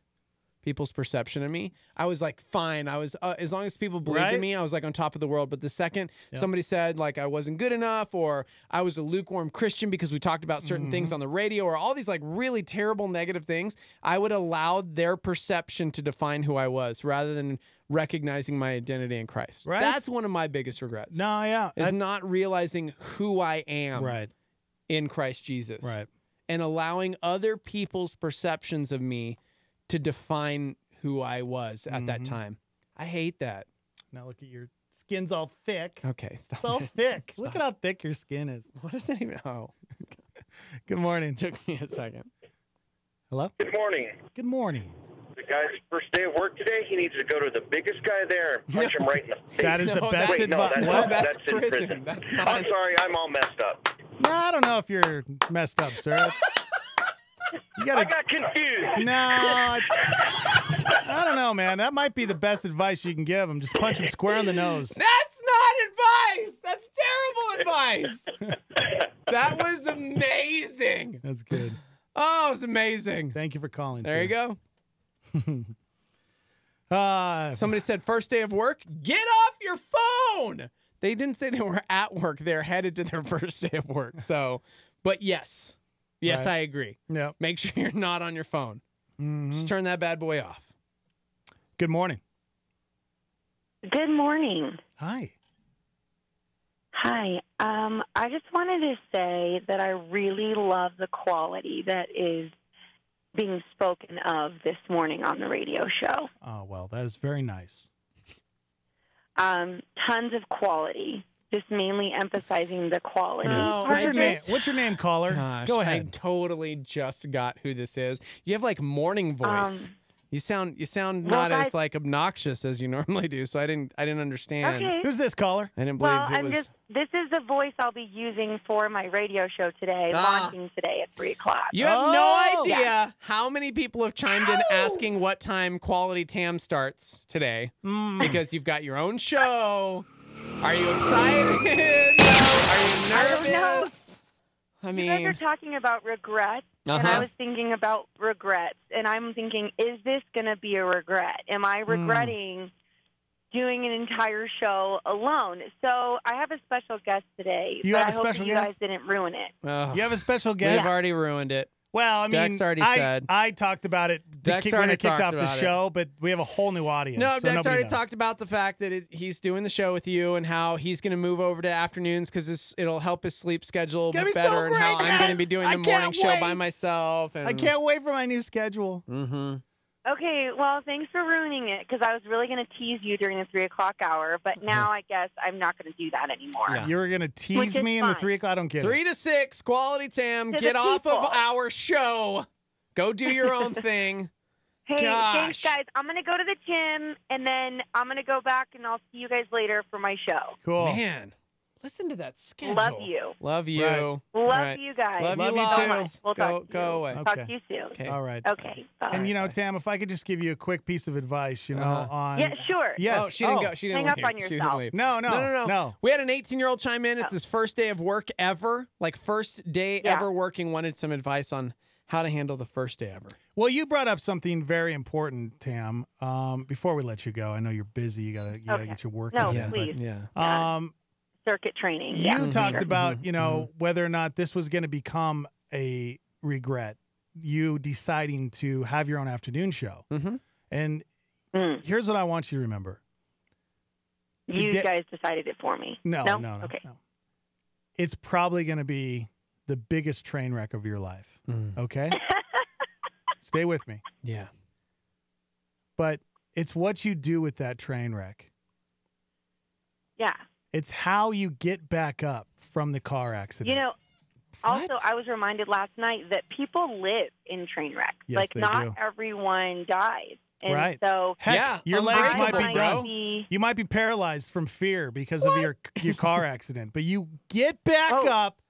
You gosh. get back up. Well, I mean, that's really intense. Speaking of train But I will wrecks, say, thank you for calling. I will say to this guy, Yeah. I will say to this guy going to work, can I just tell him, dude, don't talk too much. Just observe, and do what you know how to do, and don't be afraid to ask questions. Did you Everything hear else that? will come. Tam just don't be said afraid. don't talk too much. Yeah, I feel like that's the That's the exact weirdest- advice that you want to give yourself, though. No, but she shouldn't because she's got a new show and she needs to talk more, Yeah. Right. if anything. That's what Fill I'm all the saying. air. Thank you. So, thank you. Thank you, Stephen. Proud of you. Thank you. Proud of you. I will be Love you there. guys. I will Love see you you at too. 3 o'clock. Okay. Goodbye, See you Tam. soon, Okay. boys. All right. Bye. Hang up. 3 o'clock Okay. today. Quality Tam kicks off. 3 to 6, Monday through Friday. It's going to be really good. I'm going to be hanging out watching it all. You know, go I'm down. not going to lie. I'm actually really excited for this because I'm usually in my car around that time and I'm like, I need better. Nothing against DJ Bossman Dan. Oh, he's Quality's terrible. Oh, he's terrible. We had to fire him. You know, What's a show? We had to move Not him. just music. Show. Yeah. Somebody said my parents sat me down before I went to college to tell me I need to wait to get married. They were never ones to sit me down like that. I got married a year later without telling them I was 19. Even though I'm still married, it was tough and I wish I had waited. Who knows where I'd be now. Listen to your mom and dad. They know things. They do. Somebody else said for the 18-year-old, write stuff down. Bosses love it when they're teaching or training and you're being attentive for real. Yeah. Shake her head a lot like you're paying attention. Somebody said leave your... No!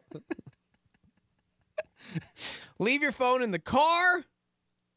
Somebody said, Steve-O, you're the coolest. You're the reason I've been listening to K-Light all these years. Oh, K-Light. The person who chimed in to say that the show is basically just the Deck Show said, okay, now I feel like a horrible person. I was only kidding. The show would not be the show without Steve-O. Now all these other see? people are like agreeing with their negative words. See, guys, it's a lesson in life. Even when you think you're joking, if you're saying something detrimental to a human being and Sure. tearing them down, there's going to be some other jerks that agree with you, even if you think you're being funny. Yeah. That's why Steve-O, he's done a great job of not calling me dumb or stupid.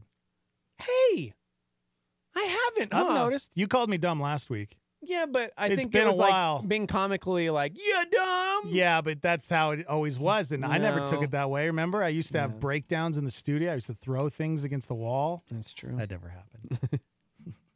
Biggest regret was listening to Doubters after injuring my spine in football. The doctor said if I pushed myself and worked hard, I could have healed and been back at it. Instead, I listened to people who told me to just give up. It's not worth it. I missed out on a full ride football scholarship to San Diego State University. No way. Every day I sit and wonder what my life could have been. Yeah, but here's the thing. In that situation right there, there's many of us that can relate to what that guy just texted in. Yeah. And you can sit there and you can think about that regret and it can consume your life. Or you know what? You can throw it away and you can learn from that mistake and not let that regret define you. That's the biggest part of that. That doesn't define you. Yeah, you chose a different way. You chose not to believe in the people that you didn't believe in you. But you know what? That doesn't have to happen now. And that's what you have to realize, sir. You have to get up, make it happen for yourself now. Don't live in the past. Somebody said, I don't know, man. I'm kind of in favor of a Steve-O show, even though I really hate him. He's a pretty cool guy and a great radio personality. Thank you. I don't get that at all. Just very confusing. That was like yesing at its fullest. No. Let him speak. You know, sounds like a great show. Just Steve-O show, even though I hate him. What? He's great. Wow. That was my favorite comment of the morning, by the way. I had a bad habit of wanting to prove someone wrong after they've told me I'd never be anything or accomplish something. I always surpassed my own expectations and then rubbed it in their face. Like, yeah, son. Not saying it's right, but I always take it as a challenge. Heck yeah, dude. Speaking of challenges, LeBron James has a challenge ahead of him. He is carrying that whole team. He has on his tried back. everything he could, including like living through Draymond Green's like eye pokes. Did you see his eye? Yeah, not only eye poke, did you see Dude. Draymond Green? He he flew over LeBron and then punched him in the back of the head on accident. Uh-huh, but sure. I think Draymond is out to kill him. Yeah. Yep. I think the NBA's out to kill him because even the officials are against him. Mm-hmm. When everyone is against you, yes, how do you rise up? That's the series Like right a there. phoenix Churches, from the ashes. grab that series title right now. Yeah. How will you rise? Good morning.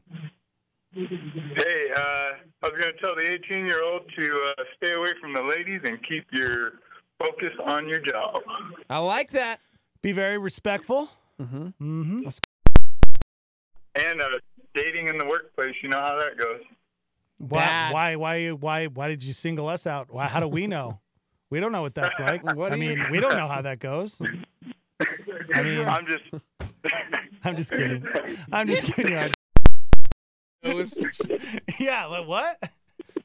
Thanks, man. That was a little singing you guys out. Sorry. I'm just giving you a hard time. That was amazing. Thank you. Thanks, man. 505-338-3700. We got like two topics going on. It's like biggest regret in life and then trying to help this 18-year-old. Somebody said biggest regret was not taking more time to get to know my husband before we got married.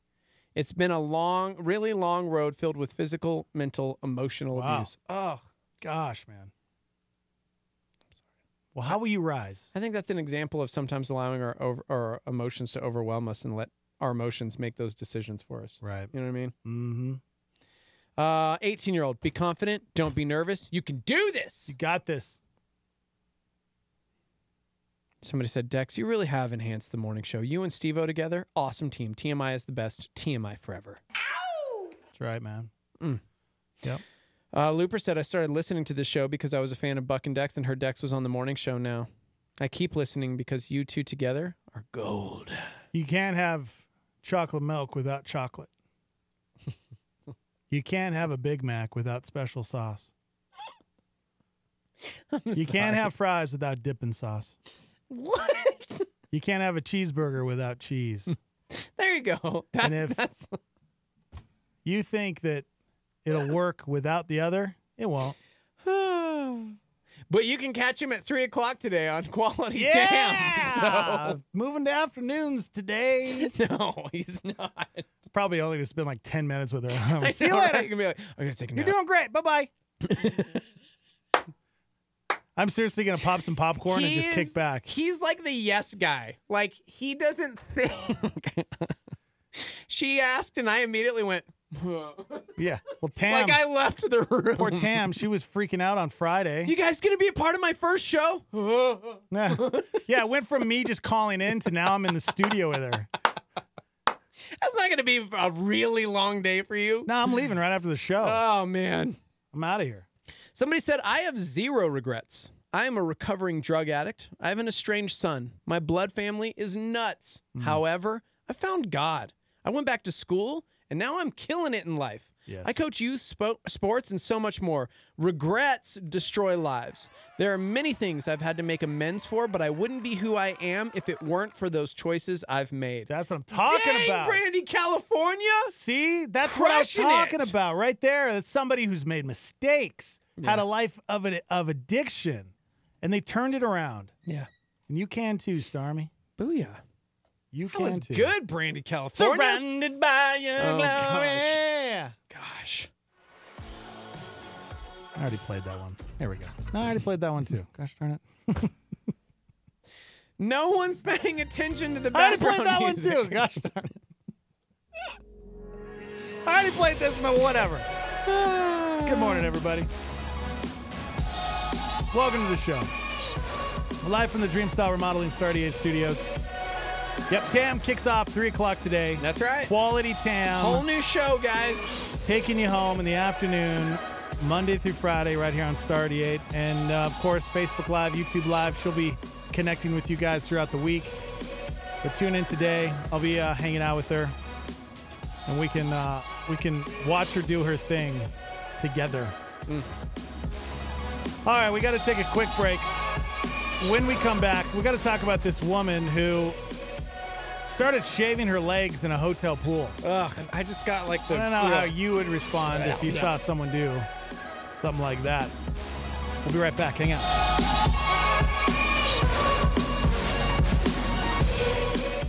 A supernova on Star 88 with David Jeremiah. The newness of the heaven and of the earth shall be like our own. We shall be the same persons with the same soul that we are now, but we will be made entirely new. Our newness is like the newness of the earth and the heavens. Or Albert Barnes says it this way: if the world is to be renovated by fire, such a renovation will give an appearance to the globe as if it were created brand new, and it might be attended with such apparent change in the heavens that they might be said to be new. So the new heavens and the new earth are going to be refurbished, cleansed. There's going to be a fire cleansing, just like in the Old Testament when the world was deluged by the flood and it was cleansed by the water. God promised Noah that that would never happen again. This time he's going to do it with fire. Turning Point with David Jeremiah. Don't miss it on our sister station, KNKT, weekdays at 11 a.m. on 107.1 FM. President Abraham Lincoln said, "My concern is not whether God is on our side. My greatest concern is to be on God's side, for God is always right." Star 88 with a solar flare.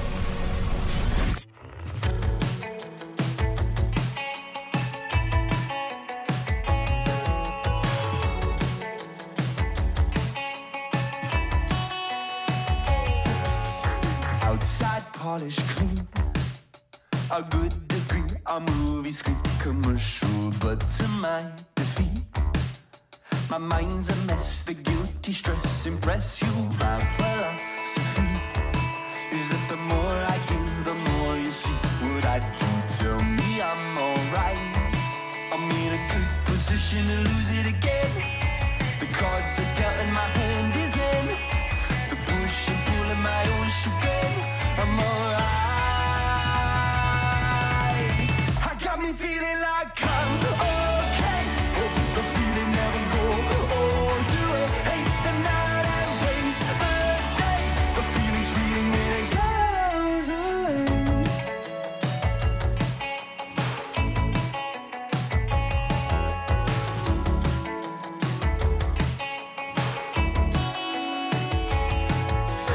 I can find peace of mind, slow it down, relax the lifestyle, make you think I'm of the times.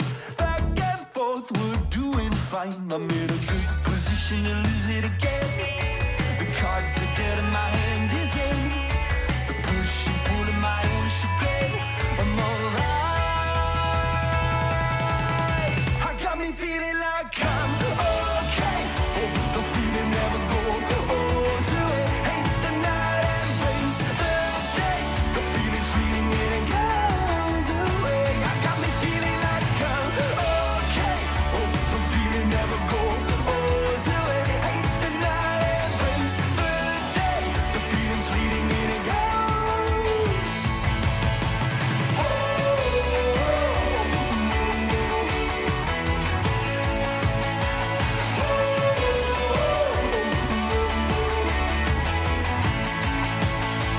God changed my philosophy, my state of mind is in disguise. I'm losing all the honesty, arresting all the life inside. Tell me that I'll be alright. I tried myself and came up dry. Give me more that satisfies you. You're okay, then I'm okay. You got me feeling like I'm okay.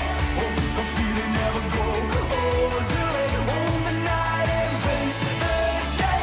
The feeling staying never goes away. You got me feeling like I'm okay. The feeling never goes away. On the night and waste the day. The feeling staying never goes away. Philip DeCourcy warns us of the dangers of doing it alone. If you have God as your Father through faith in the Lord Jesus Christ, there's no room to worry. Stop your worrying. And there are several arguments Jesus makes for this call to stop worrying, because worry is unlawful. Take notes today because you want to share this with others, because verse 25 in the Greek grammar is an imperative. That means it's a command. This isn't a suggestion. This isn't something Jesus hopes you will do. This is something Jesus requires you to do. And to fail to do it is sin, disobedience, lawlessness. Because we begin in verse 25 with these words, do not worry. That's repeated in verse 31 and verse 34. This is an abrasive, abrupt, and absolute command to desist worrying. That's your PowerPoint on Star 88. What's going on in the news today?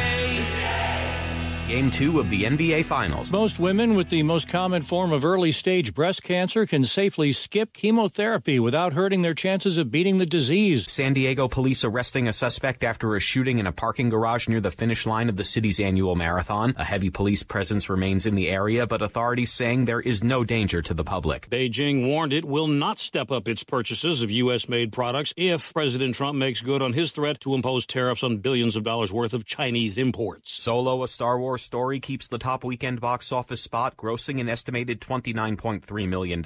U.S. District Judge Anita Brody heard arguments in Philadelphia last week in the NFL's request for a special investigator for possible fraudulent claims in the $1 billion concussion settlement. Delta Airlines investigating the death of a pet dog during a layover in Detroit last week. Officials found the 8-year-old Pomeranian in its carrier in a cargo facility. More than 20 animals died on U.S. Airlines last year. Most of those were on United Airlines.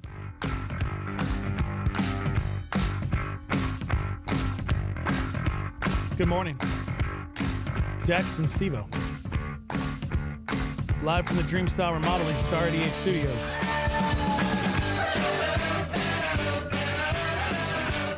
Oh man, it's harvest week.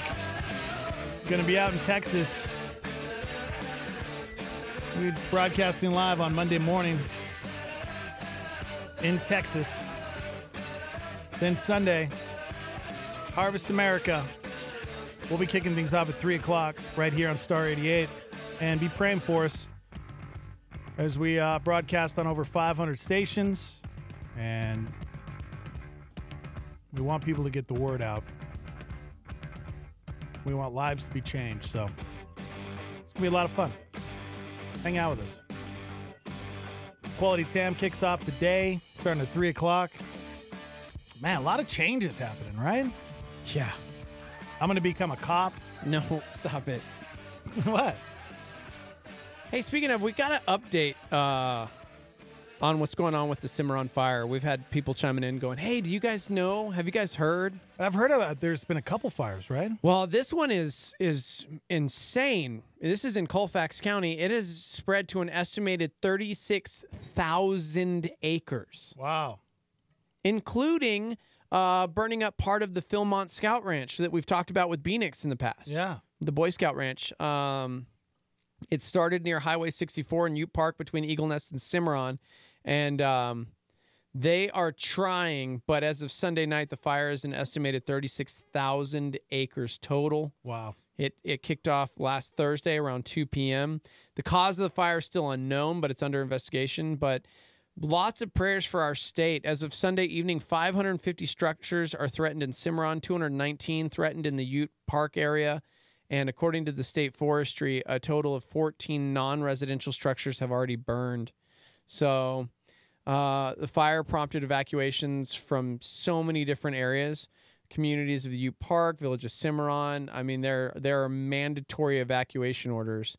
So the fire is currently 23% contained. Wow. Which is actually good news because as of last week, it had a whole 0% containage. So they're trying. Yeah, we need more rain like we had yesterday. Yeah. That's what we need. Yeah, another thing to be praying for is the people of Guatemala. I don't know if you guys saw this over the weekend, but there was a volcano that erupted, and they're saying it killed at least 25 people so far, leaving residents covered in ash as these people have been just fleeing from this volcano. It spewed a river of red-hot lava and belched thick clouds of smoke nearly 6 miles into the air. In addition to the fatalities, 20 others were injured. Survivors described the horror and destruction when the volcano erupted. They said not everyone escaped. I think they were buried. We saw the lava was pouring through the cornfields, and we ran toward a hill. Yeah, it's intense looking at some of these pictures and some of the videos, some of the footage of this volcano in Guatemala. So, gosh, can't imagine what that's like. Look at this guy. He's carrying this little girl. It's crazy. Man. Yeah, prayers going out there. 505-585-LIVE if you'd like to text into the show. You can also call us. Phone lines are wide open. 505-338-3700. And we're hanging out on Facebook and YouTube at Star 88 FM. Our girl Monica hanging out in Seattle. Oh, that's cool. Right on. Must be nice. I love it there. Of course, we say that, but we'll be broadcasting live from Dallas, Texas this Friday. Never been. I don't know if I can. Wait, you've never been to Dallas? The airport. That's it. That doesn't count. Yeah. Oh, it'll be fun. Yeah, I've never experienced. Dallas is... I've never really experienced Texas at all. What? Yeah. Okay, I'm gonna have to take you around. Yeah. I don't know what people in Texas are like, man. Let's rent a car what do and they just look drive like? around. Do they look like everybody else? I'm from Texas. Everybody says everything's bigger in Texas. I'm just wondering. I mean, is it different? How does that apply? Are they bigger? Are they obese? Are they? Do they drive big vehicles? Yes. Do they eat bigger meals? Yes. Okay. Well, it's going to be fun, man. I can't wait. Taking over Texas, man, starting Friday. Mm-hmm. We'll see just how bad it gets when I'm hanging out with my uncle and like family members to see how normal I can try to sound. Because from the time I was little, man, I had the worst twang. And well, yeah, you still y'all. You say y'all every once in a while. Yeah, y'all when you're I'm interviewing okay people. with y'all. I don't mind y'all, but y'all. It was bad for years, and then when I moved here, I got made fun of so much. It was like constantly trying to remove that Texas. Yeah, and now I just kind of own it. It pops out, especially when I'm around my family. That's all right. Meh.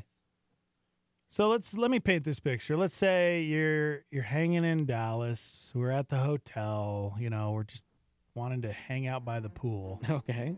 Oh no, I know this. We look over as we're relaxing by the pool. Maybe I'm in there soaking in the pool, just like this is great. I have my water wings on. You're painting a pretty like vivid picture, and I a little less. Let's just reel that one in just a little bit. Like, whew.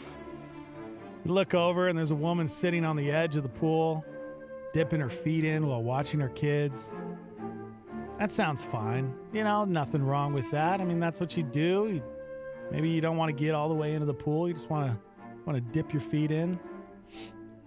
Well, you start to notice that this woman who is watching her kids just dipping her feet in is shamelessly shaving her legs and using the pool water to wash the blade off. Stop talking. Look at this. Check this out. There she is right there. There's a picture. Oh, no. Yeah. And, of course, there was people watching, and they noticed, and so they pulled out their smartphone. Girl, look at her. She is shaving. What the? This lady is shaving in the pool. The heck? What the heck? Pool. Where were they? Oh, Florida. They're in Florida. Florida. Yeah. The person who saw it posted a video on Reddit. Now the footage and screenshots from it are bouncing around the internet. And yeah. What do you do in that situation?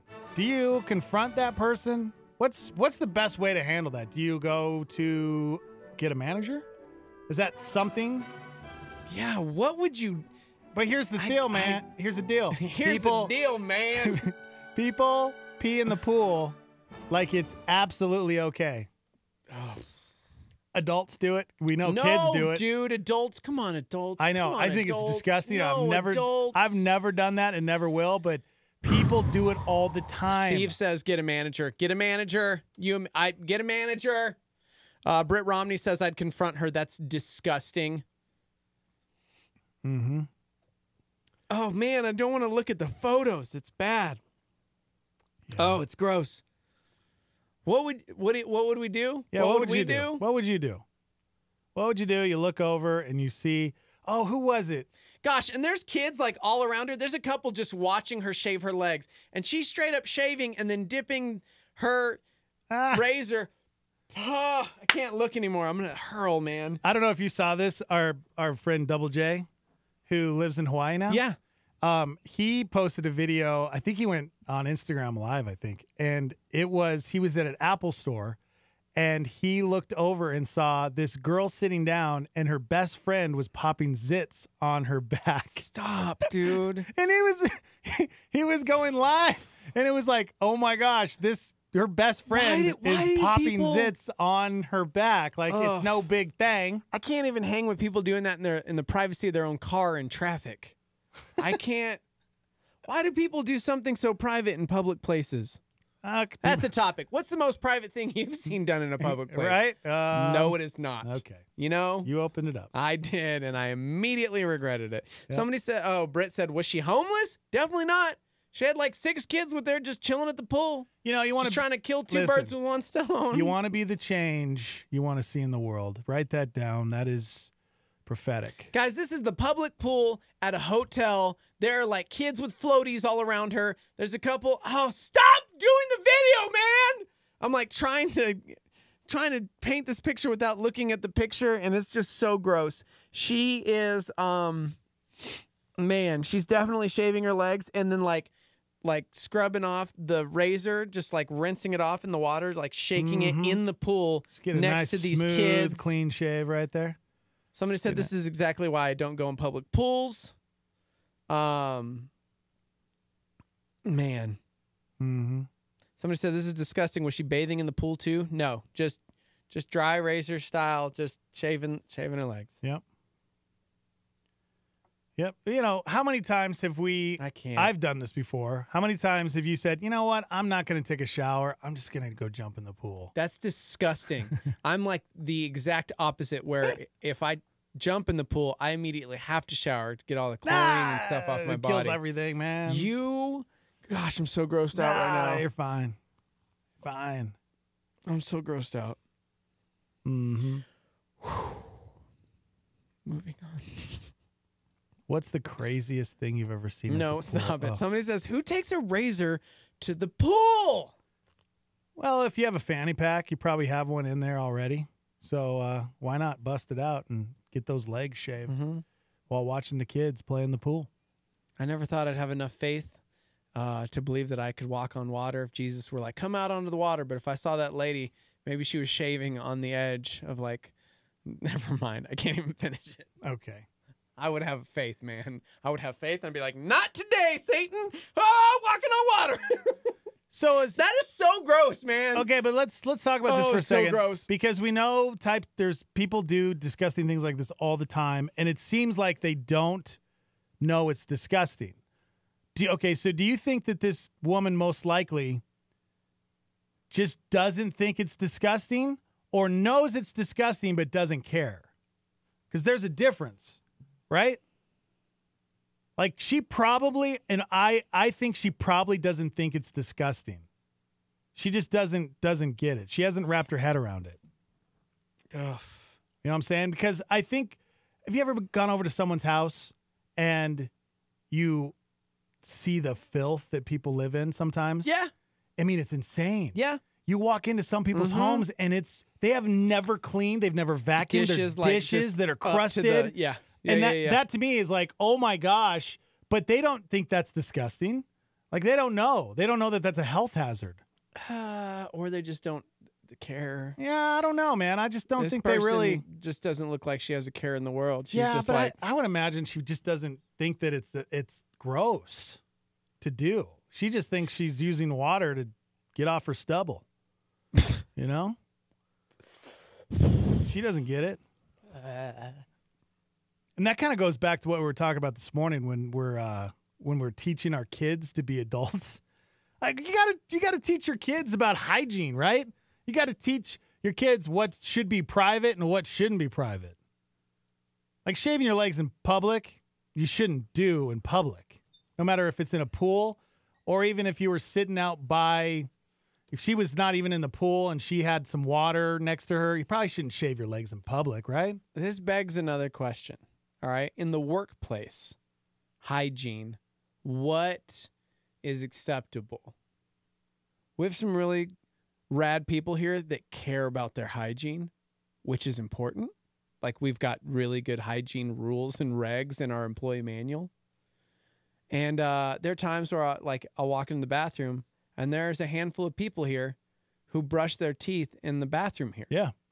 And I'm like, that's cool that you bring your toothpaste and your toothbrush to work and stuff, but I'm like stoked that they have good hygiene, but also thoroughly grossed out that they're brushing their teeth in a public bathroom. Really? Yeah, I guess weird to I me. kind of understand that. So yeah, I get that. You know what I mean? Just like flossing, brushing, and I'm like, man, that is awesome. But then it's like, oh, are you gonna take water from the public? I get grossed out. I get it. I get grossed out. Yeah, some things you got to do in the privacy of your own home, in the privacy of a bathroom, not at the pool. At the pool, you know what I'm saying? Yeah. I'm trying to get that twang down for Texas. Is that how they talk, Steve-O? Do they talk like this? Is that how they talk over there in Texas? I mean, what's going on in Texas right now? Welcome to the show. Hello? Go ahead, caller. Hey, what if it's a social experiment? I mean, they show videos on YouTube all the time of people doing ridiculous stuff in public, and then later on, you find out. I know what you're talking about. I don't think this was that What is situation. the social experiment here? Like, to see how grossed out we can become as a society? Or Okay. going viral, because she accomplished that. Yeah. That's true. Yeah. I was going to say maybe not a social experiment, but a prank. People do public pranks all the time to see how people react.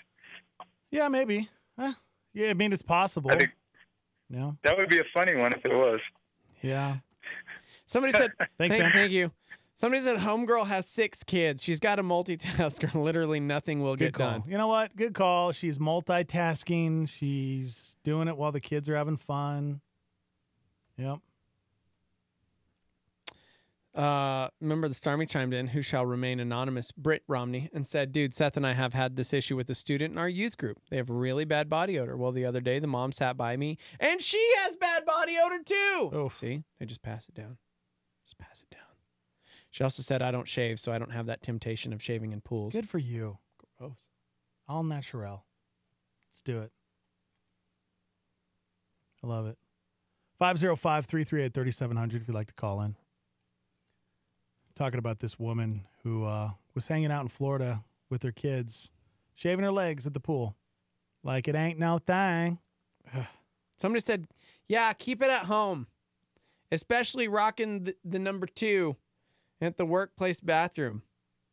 That's a weird rule. A lot of people are weird about that. I went to school, high school, with a couple friends who at lunchtime would drive home to go to the bathroom and then drive back to school because they couldn't do it in a public restroom. So what is the answer here? Do we approach them kindly and say, hey, I'm sorry? That's just weird, man. Yeah, I don't know.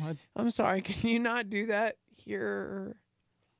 Do you allow your kids to continue to swim in the pool, or do you pull them out of the pool immediately? Girl, look at her. She is shaving. She is shaving her legs right now. In the pool. In the pool! In the pool. Are you kidding me?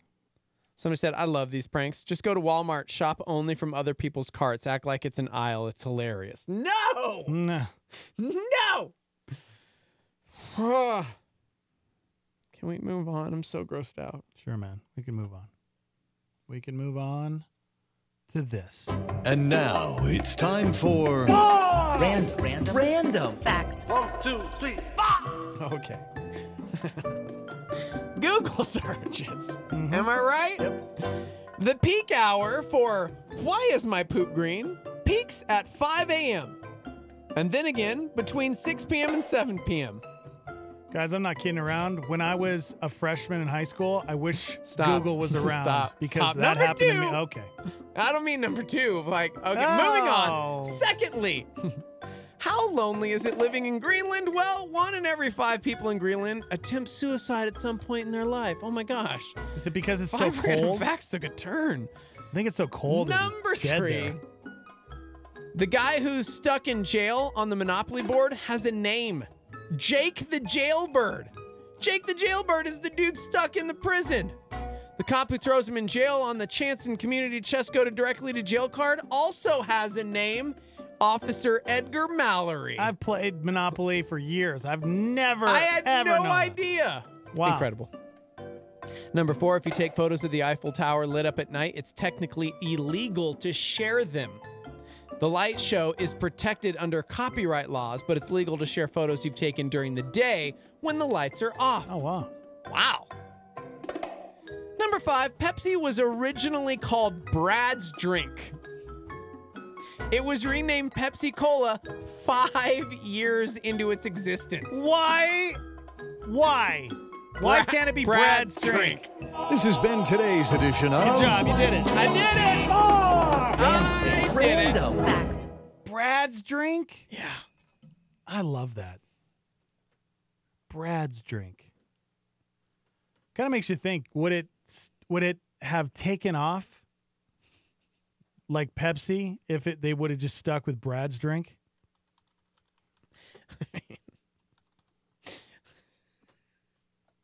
I doubt it. You know? Brad's Drink. Brad's Drink. Hey, give me a Brad's Drink. Hey, I'd like a Brad. Mm-hmm. Give me a Brad. Yeah, I'm kind of feeling like I just want a Brad. Give me that Brad drink. I like it. I'm going to start calling it Brad drink. No, I'm not, because I don't drink soda anymore. Yeah. That's a lie. I drank one this morning. Darn it. Ugh.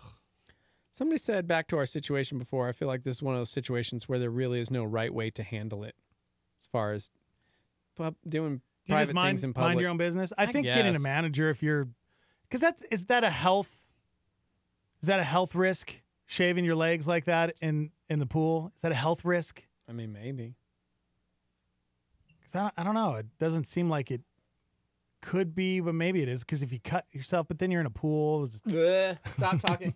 Okay, never mind. I apologize for bringing it back up. Somebody chimed in and said, "Shut up, Steve-O." At the exact same time you brought up brushing your teeth at work, I had just finished brushing my teeth at work. This is why I hate you. Okay, wow. That's not okay. They were the one that chimed in earlier and said they were in favor of me having my own show, even though they really hate me. I'm a pretty cool guy and a great radio personality. I'm sorry, we don't have Coke. weird. Is Brad's drink okay? Brad's drink's okay? That's funny. Ah! Guys, it's almost 9 o'clock. Yep. Hopefully you're up. Get to work, guys. Don't forget, Quality Time kicks off at 3 o'clock today. 3 to 6, Monday through Friday. Quality Time going to be taking you guys home. We're live from the Dreamstyle Remodeling Star 88 Studios. When we come back, what happens when someone cancels plans and you're disappointed? Woman in China recently got stopped by the cops. Wait till you find out why. And if we have time, we'll squeeze in a letter. Hang out with us. We'll be right back.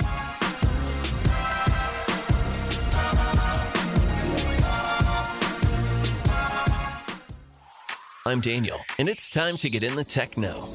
There's been a lot of talk lately about online privacy and the fact that most of what we do is recorded somewhere on the web. People have been astonished to learn what Facebook or Google have on them. But I've got news for you, God has a whole lot more.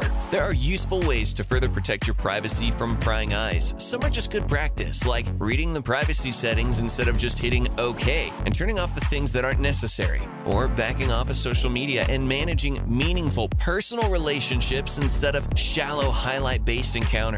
You may even choose to set up a VPN to protect your web use, but I do want to remind you that one day you will stand before the throne of God, and the things that we do have consequence, perhaps not now, perhaps not in this lifetime, but they still count. Consider that as a Spirit-filled believer, Jesus is with you each and every moment, the good, the bad, and the indecent. So how are you going to spend your time with Jesus this week? I'm Daniel, and now you're in the Tech Know on Star 88. Do you believe God wants to engage you in a personal relationship? Or is that just wishful thinking?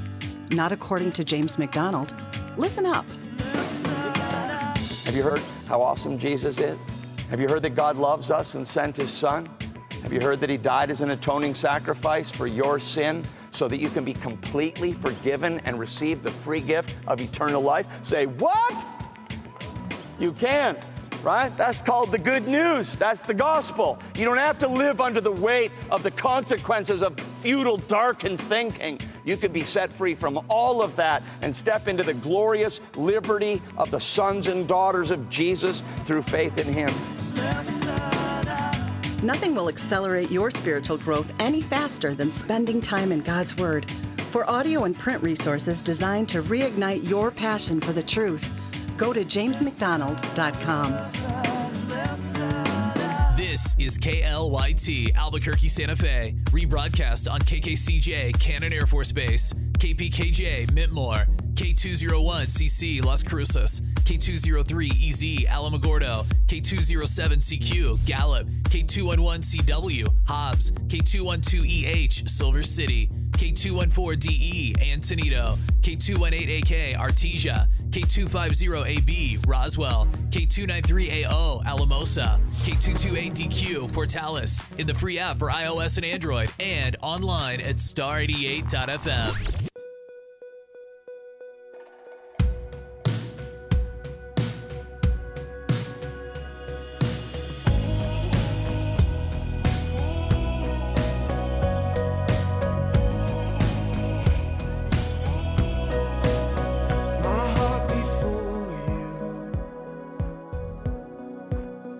I know you see me as I am. I'm met with kindness that knows no end. You pull me closer. Oh, there is freedom all around. Here in your presence, my walls come down, my walls come down. So I'm gonna worship with my heart wide open. I don't wanna miss a beat, 'cause you take what was broken and make it new. I'm gonna trust you with my heart, with my heart wide open. Your love is constant. You are disarming every fear. My soul awakens. I know you're here. You're always here.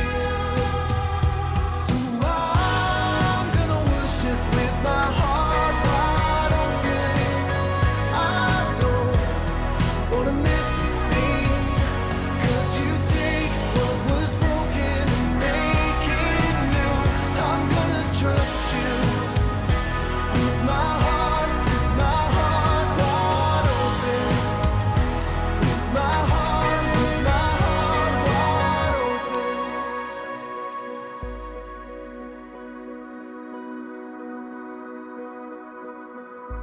I'm getting lost in your presence.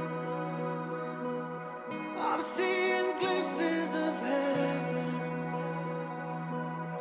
Oh, I could stay here forever.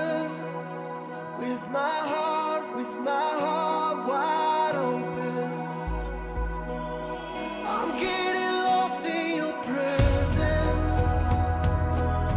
I'm seeing glimpses of heaven. Oh, I could stay here forever. With my heart wide open.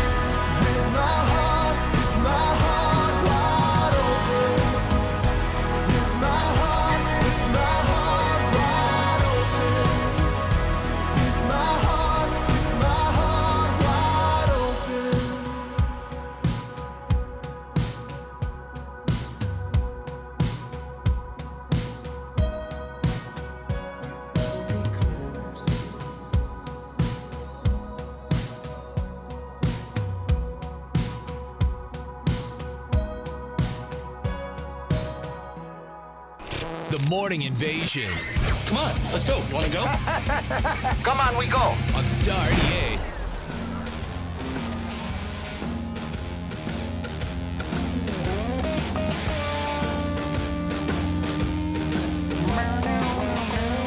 Good morning, everybody. Dex and Steve-O.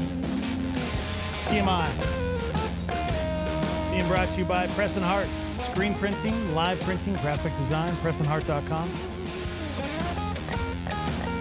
What's up, Facebook Live, YouTube Live? We're hanging out, Star 88 FM. BJ, Melissa, what's up? How we doing, Ralph? Marcos, Hans, Jewel, all hanging out on YouTube. Rodney.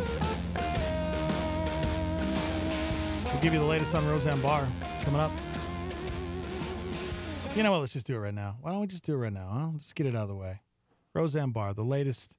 Some of this stuff is I don't like to talk about because I feel like it's a lot of the trashy TMZ tabloid stuff that you don't know if it's true, you know? So I've definitely weeded out a lot of that stuff. Yeah. But the latest is that, well, she is not really talking to anybody. Yeah. But she also did this weird podcast. Yep. With a rabbi, I guess her rabbi.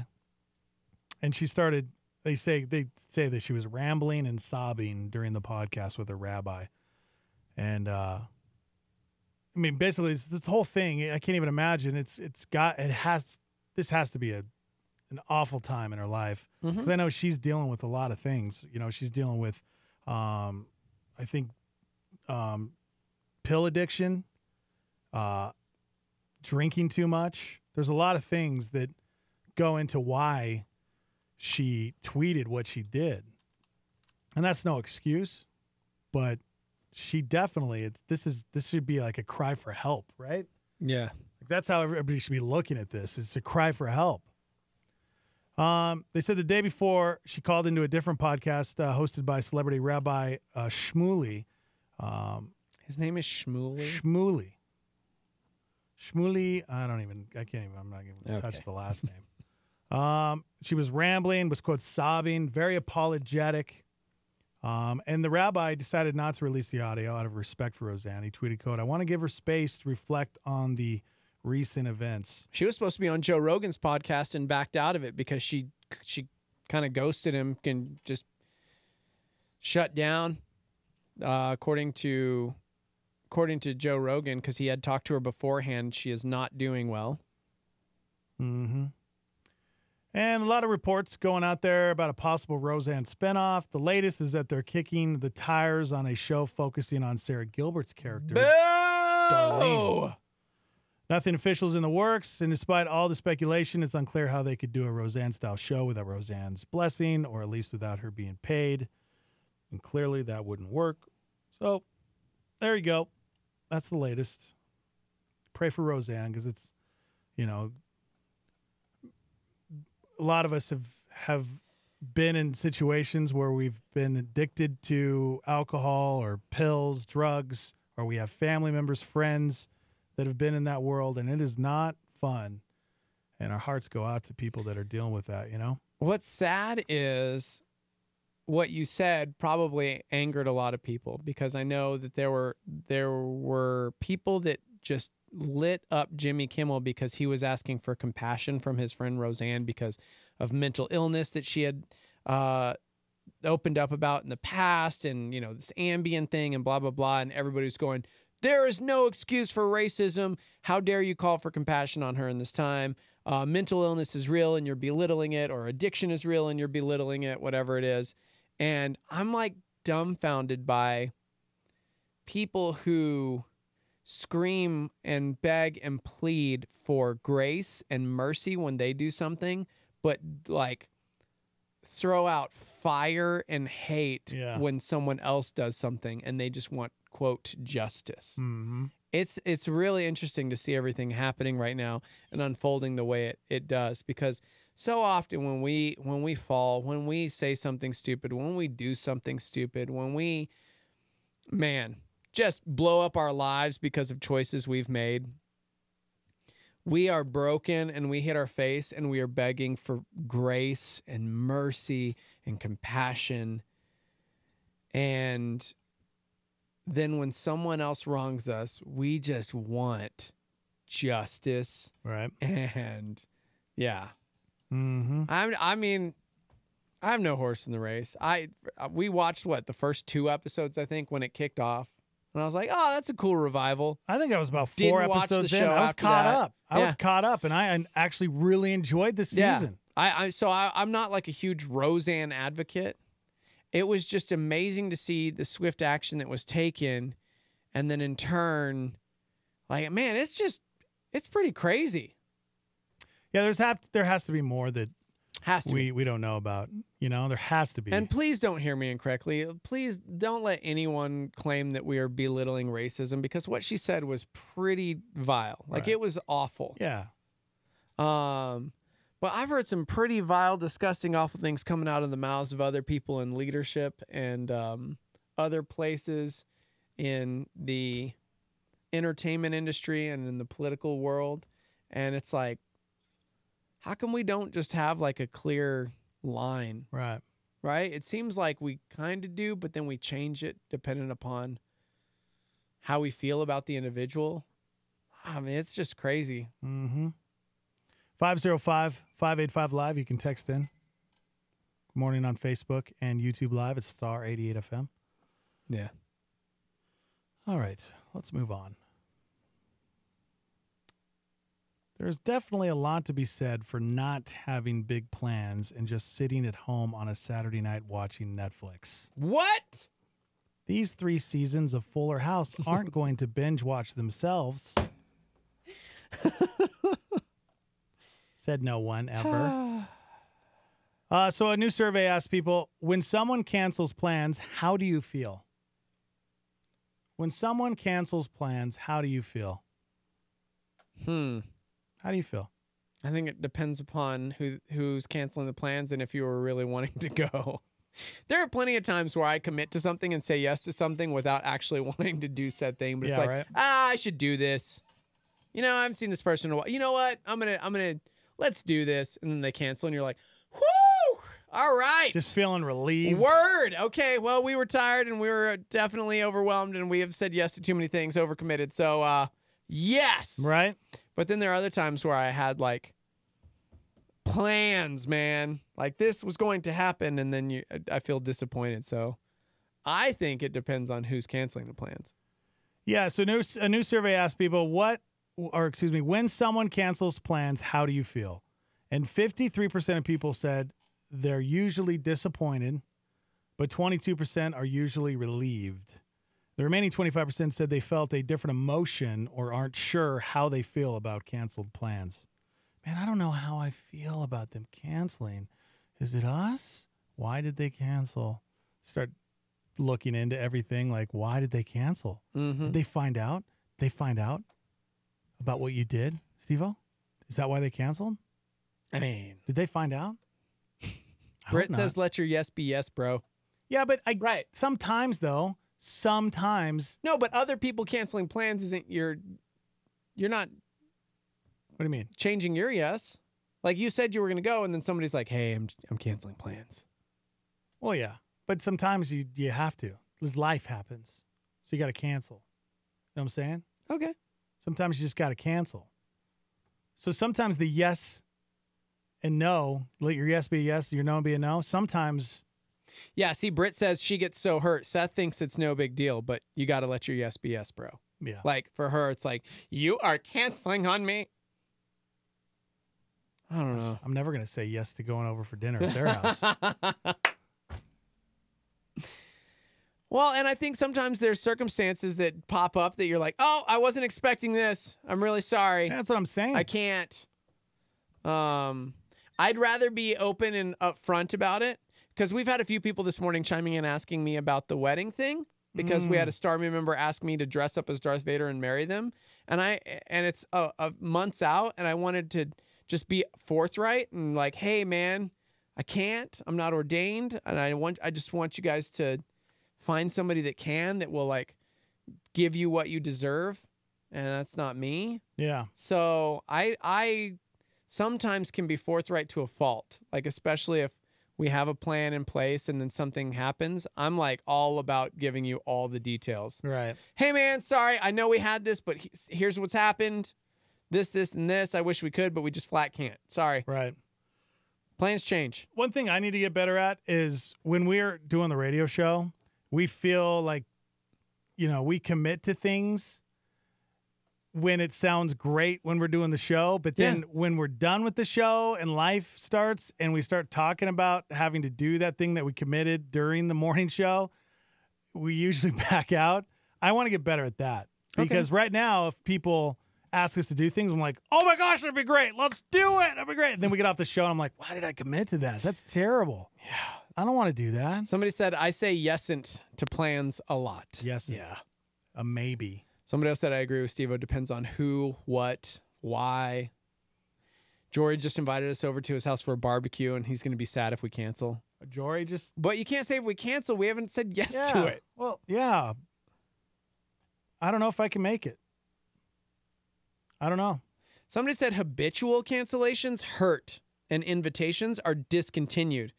Cancellations need to be timely. Emergencies are only exceptions. Have grace for them. I agree with that. Like there are a few friends in my life that I know. If I make plans with said friend, I better have a backup plan for what I actually want to do that night, because inevitably day of, I'm going to get the call that a kid is sick or that something happened, something came up, and it becomes this habitual thing where it's like, okay, I'm not going to take this personally. You just don't like hanging out with people. Maybe.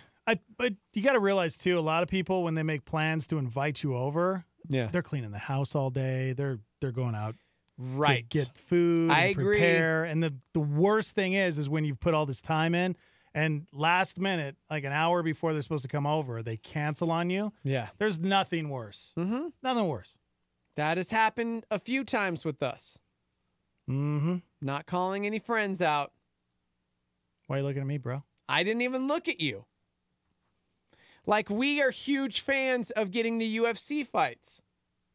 Those are rather expensive. Sure. So when you make a plan and go, we're going to barbecue, we're going to get the fights, and then people who are like, let's get them together, cancels, then you're like, well, shoot, we invited other people because you said you wanted to get them. Now we're out $65 or $70, whatever it is, for the pay-per-view.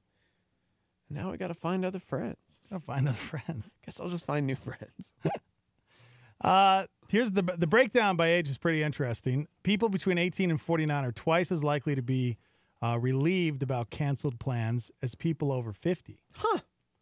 And it's probably because when you're younger, you have lots of friends and so much stuff to do. It can almost feel like a burden. But once you're older and your circle shrinks, you make fewer plans and they mean a lot more to you. That makes so much sense. Yeah. Somebody said a friend of mine canceled plans on me the other day because he blew a tire. I told him he should have let his yes be yes. We're no longer friends. See how dumb that sounds? Okay. Right. I blew a tire, man. Somebody says my wife thinks I'm mean because people ask me to do stuff, and I'm like, nope, busy. Enough. I don't have time. I'm not trying to be mean. I'm just busy. I don't have time to do anything extra. Hey, at least you're real. Don't say yes like most people. Yeah, dude, that sounds great. We should totally do that. And I'm speaking ambiguously. And then all of a sudden it's like day of. Oh, you took it seriously. Yeah, sorry, man. Not really. I didn't really take that seriously. Gosh. So, yeah. You were serious about that? Oh. Somebody said I'd rather have somebody honestly cancel than just blow me off. Yeah. That's good. That's good. Mm-hmm. 505-338-3700 if you'd like to call into the show. Dr. Bree says depends on the plans, but sometimes I'm very happy about the cancellations. Yeah, sometimes. I mean, in the survey, it said that 53% of people said they're usually disappointed and 20% were relieved. Yeah. Sometimes. Perfect. All right. I don't know if we can go anywhere else with that. Yeah. It was good, man. Thank you. Okay. You know, you got to find your out. You know what I'm saying? Earlier, I was saying you got to find your out. That was my out right there. We just got a letter. We just got a letter. We just got a letter. Wonder who it's from. And so it begins. I titled this letter, Boss Has Disgusting Bad Manners. Wouldn't it be like disgustingly bad or just bad manners? Has disgusting manners? Has disgusting bad manners. Has disgusting bad Yeah, that doesn't manners. sound right, does it? No. There's a commercial on the television right now that makes me so angry because it's always like, why am I always self-sabotaging myself? And it's like, that's so redundant. You don't have to say that, Lyft commercial. Okay. Why am I always self-sabotaging myself? Get out of the car. Boss has disgusting manners. Is that better? Yes. I've entitled the letter. Boss has disgusting, bad, horrible manners. Here we go. He's poorly manners. Poorly manners. Hey guys, long-time listener. Love the show. Love you guys a lot. I'm writing with a problem, but I don't know that I'm actually blank enough to do anything about it. I work for a really small company, and it's just my boss and me in the office. Say man enough. Thank you. I'm like, Thank you, what? wingman. You're a little late. Occasionally, we go to lunch, sometimes with clients and sometimes with a remote employee. This is great, except for the fact that my boss has some of the worst manners that I've ever seen. It is shocking because he's so polite / shy outside of this and would probably be mortified if his eating habits were ever brought to his attention. So here are the major faults. Okay? He chews with his mouth open, and I don't mean a crack open. I mean there's a lot of extra bit of air. It's 100% cow cud chewing open, you know what I'm saying? With smacking noises. Number 2, during his open mouth chewing, he will start conversations and carry on talking, obviously to the fact that we can basically count every olive from his salad that is now being tongued around. Number 3, he holds his silverware like a 3-year-old. The normal way, as I learned, is to hold a fork / spoon like a pencil. He holds it how you would hold onto a bike handle. That's awesome. Number 4, he frequently gets the food stuck in his teeth and does not look in any reflective surface to remedy the situation. We're often meeting clients, and it's just so painful for me to watch this, but I'm way too chicken to be the one to say anything. Is it even my job to tell someone how to hold their fork or to chew with their mouth closed? I just don't want him to be taking anything less than professional because outside of meals, he's great. He's awkward, but he's great. So what do I do? Do I do anything? Need your opinion. Thanks so much. So guys, this is the boss. They're going out on a lot of client lunches. And the boss is smacking. He's holding his fork wrong. I mean, it's a mess. And so this person is like, I don't know what to do. Do I approach him? He's my boss. What would you do? What if we were with Chippers? We were just having a client meeting with Chippers, and we look over at Chippers, and he is just holding his fork like he's holding onto a bike, Like a caveman. bike handle, like a caveman. I like that analogy. Okay, and he's just shoving food into his mouth, and he's just he's talking, he's spraying food everywhere. He's gleeking everywhere. He's trying to explain just how great Star 88 is. These guys are top shelf boarding show. Top shelf. Hold on. He's drinking. He's slobbering everywhere. You know? He's got things stuck in his teeth. He's holding his silverware again like a caveman. And the client's just looking at you like, oh my gosh, I don't want anything to do with these guys. Because Chippers has just gone way too overboard with how he's eating. Do we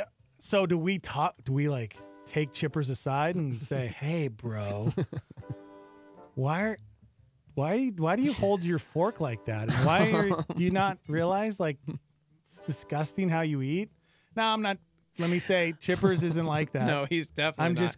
just painting a picture for us. That's why I think I'm laughing so hard, because I could never I can't picture him ever doing that. fathom Chip acting that way. Like, he's like opposite and like just so proper when it comes to like everything that it's like. Could you imagine? No. Little country bumpkin just like, oh, yeah. Oh, so great. Just chewing like he's just a cow chewing on that cud. Yeah, what do you do? But it's your boss. It's your boss, guy. I think if it has an effect on, like in that paycheck? situation. Like if it's no, it hasn't. you're I mean, a salesperson? Yeah. Like, dude, we're trying to seal the deal. We're trying to like get new clients. We're getting sponsors for the morning show, and you're ruining it. Like, I think then you could have a grown-up conversation and be like, hey, maybe there's a way around it. Like, hey, since it's, us and we're trying to seal that deal, would it be cool if we handled them? I mean, you're so busy. You got so much to do.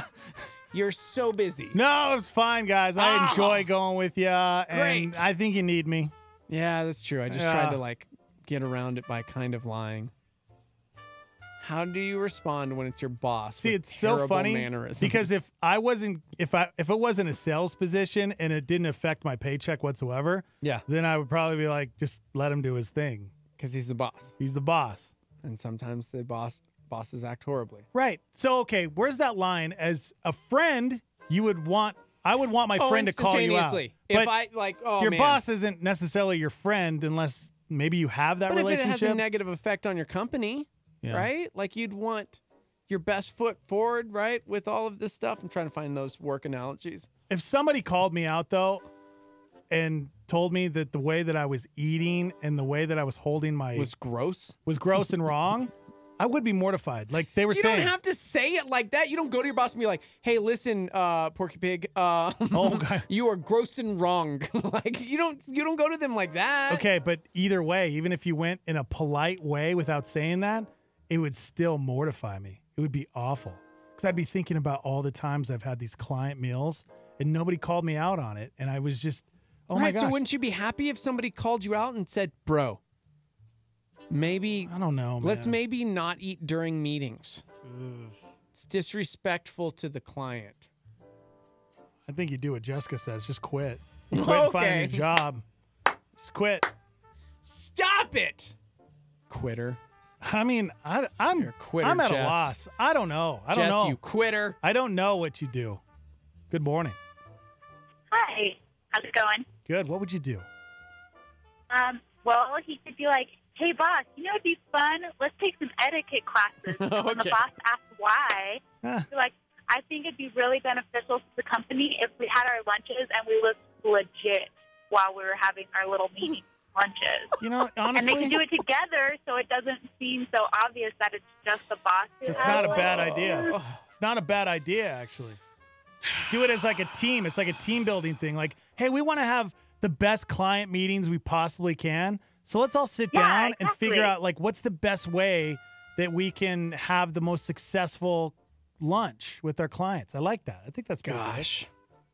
Just be super, like make it a team effort instead of just like singling the boss out. You know what I mean? Yeah. Oh man. Mm-hmm. Thank you so much for the call. All right, guys. Have a good morning. Bye-bye. You too.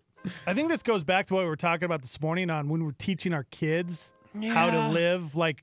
But this is your real people. boss. Well, what I'm saying is starts like parents. You got to teach your kids. I grew up with a kid that was my age. His name was Jason Rosedal, and he held the fork like that, and he would like a caveman. Yeah, like a caveman. Scoop it like a Viking. It was so weird, and we all just kind of talked behind his back and never called him out. What a jerk! We were jerks. Well, you don't have to call him out. You can teach him. Go train him. I don't know. Like grab his hand and like, here, bro. let me show you how to hold it. You know how you hold a pencil? Here.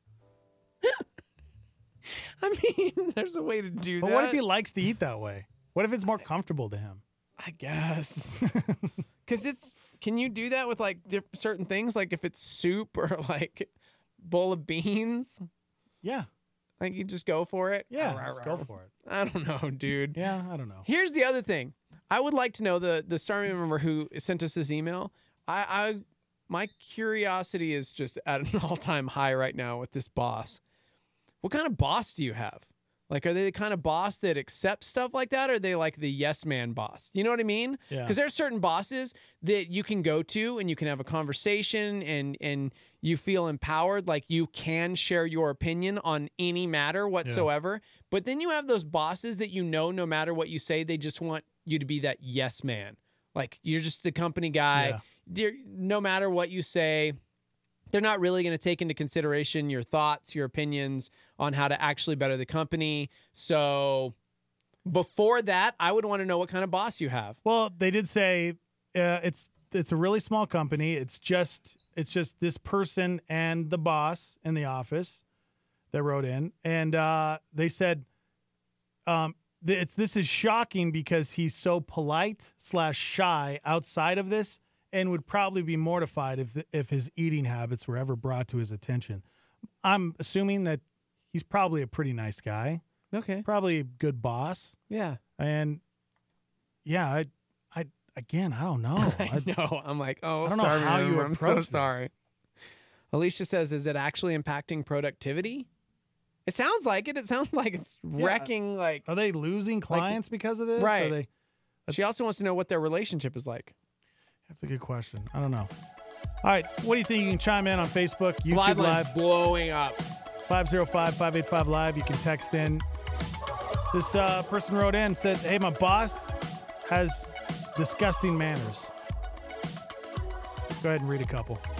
Oh, gosh. Somebody chimed in and said, I don't understand. They said their boss is a wonderfully amazing human being, but we're judging him now by his eating habits. I can't see how that matters. Yeah. Okay.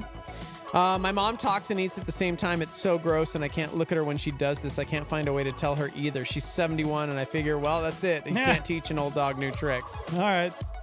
So what do you do? How do you confront your boss that eats disgustingly at these client lunches? How do you call him out? The way he holds his fork, he smacks, he's talking with his mouth full. Said it's super embarrassing. Do you call him out? You guys can chime in. Facebook Live, YouTube Live, at Star 88 FM. We're live from the Dreamstyle Remodeling Star 88 Studios. We'll be right back. Skip heights it goes from 0 to 60 in this hotspot. The idea of God's providence means that God takes ordinary events and arranges them. That's providence in a nutshell. Ever worked on a complicated crossword puzzle? That's like your life, and God sees where everyone goes. Trust Him. A miracle is when God intervenes in natural law. Providence is where God utilizes natural law. Hotspot. Whereas a miracle is God acting supernaturally, unnaturally. Providence is where God is working supernaturally, naturally. Rear view mirrors are smaller than windshields, but we still need them. Look back to learn, then look forward. When you look back and you see the providence of God, God's hand overruling, leading people through events, you realize this isn't circumstantial, it's providential. Get all the Skip Bible stuff at connectwithskip.com. Hotspot. On Star 88, Jensen Franklin reminds us every sin begins with a thought. That's a solar flare.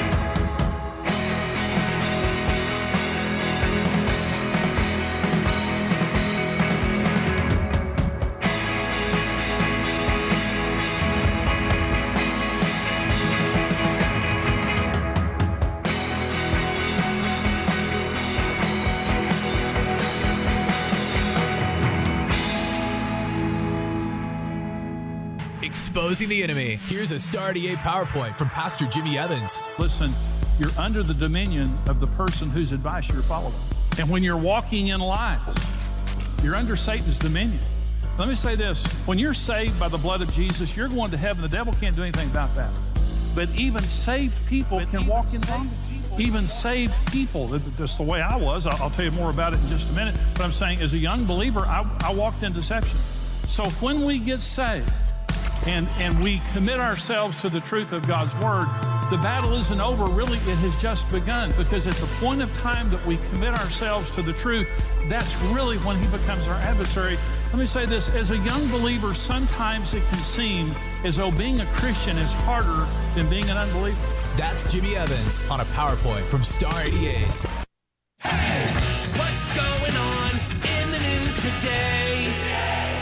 Game 2 of the NBA Finals. Most women with the most common form of early-stage breast cancer can safely skip chemotherapy without hurting their chances of beating the disease. San Diego police arresting a suspect after a shooting in a parking garage near the finish line of the city's annual marathon. A heavy police presence remains in the area, but authorities saying there is no danger to the public. Beijing warned it will not step up its purchases of U.S.-made products if President Trump makes good on his threat to impose tariffs on billions of dollars worth of Chinese imports. Solo, a Star Wars story, keeps the top weekend box office spot, grossing an estimated $29.3 million.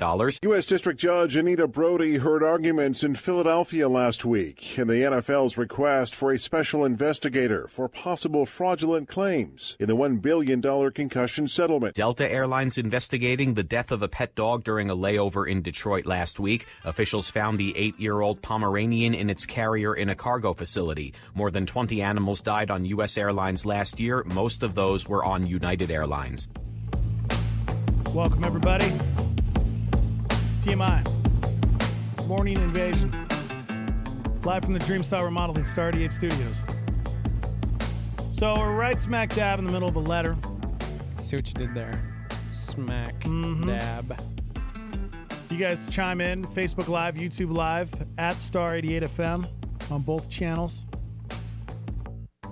This Starmy member is struggling whether or not they should say something to the boss because it's a small company.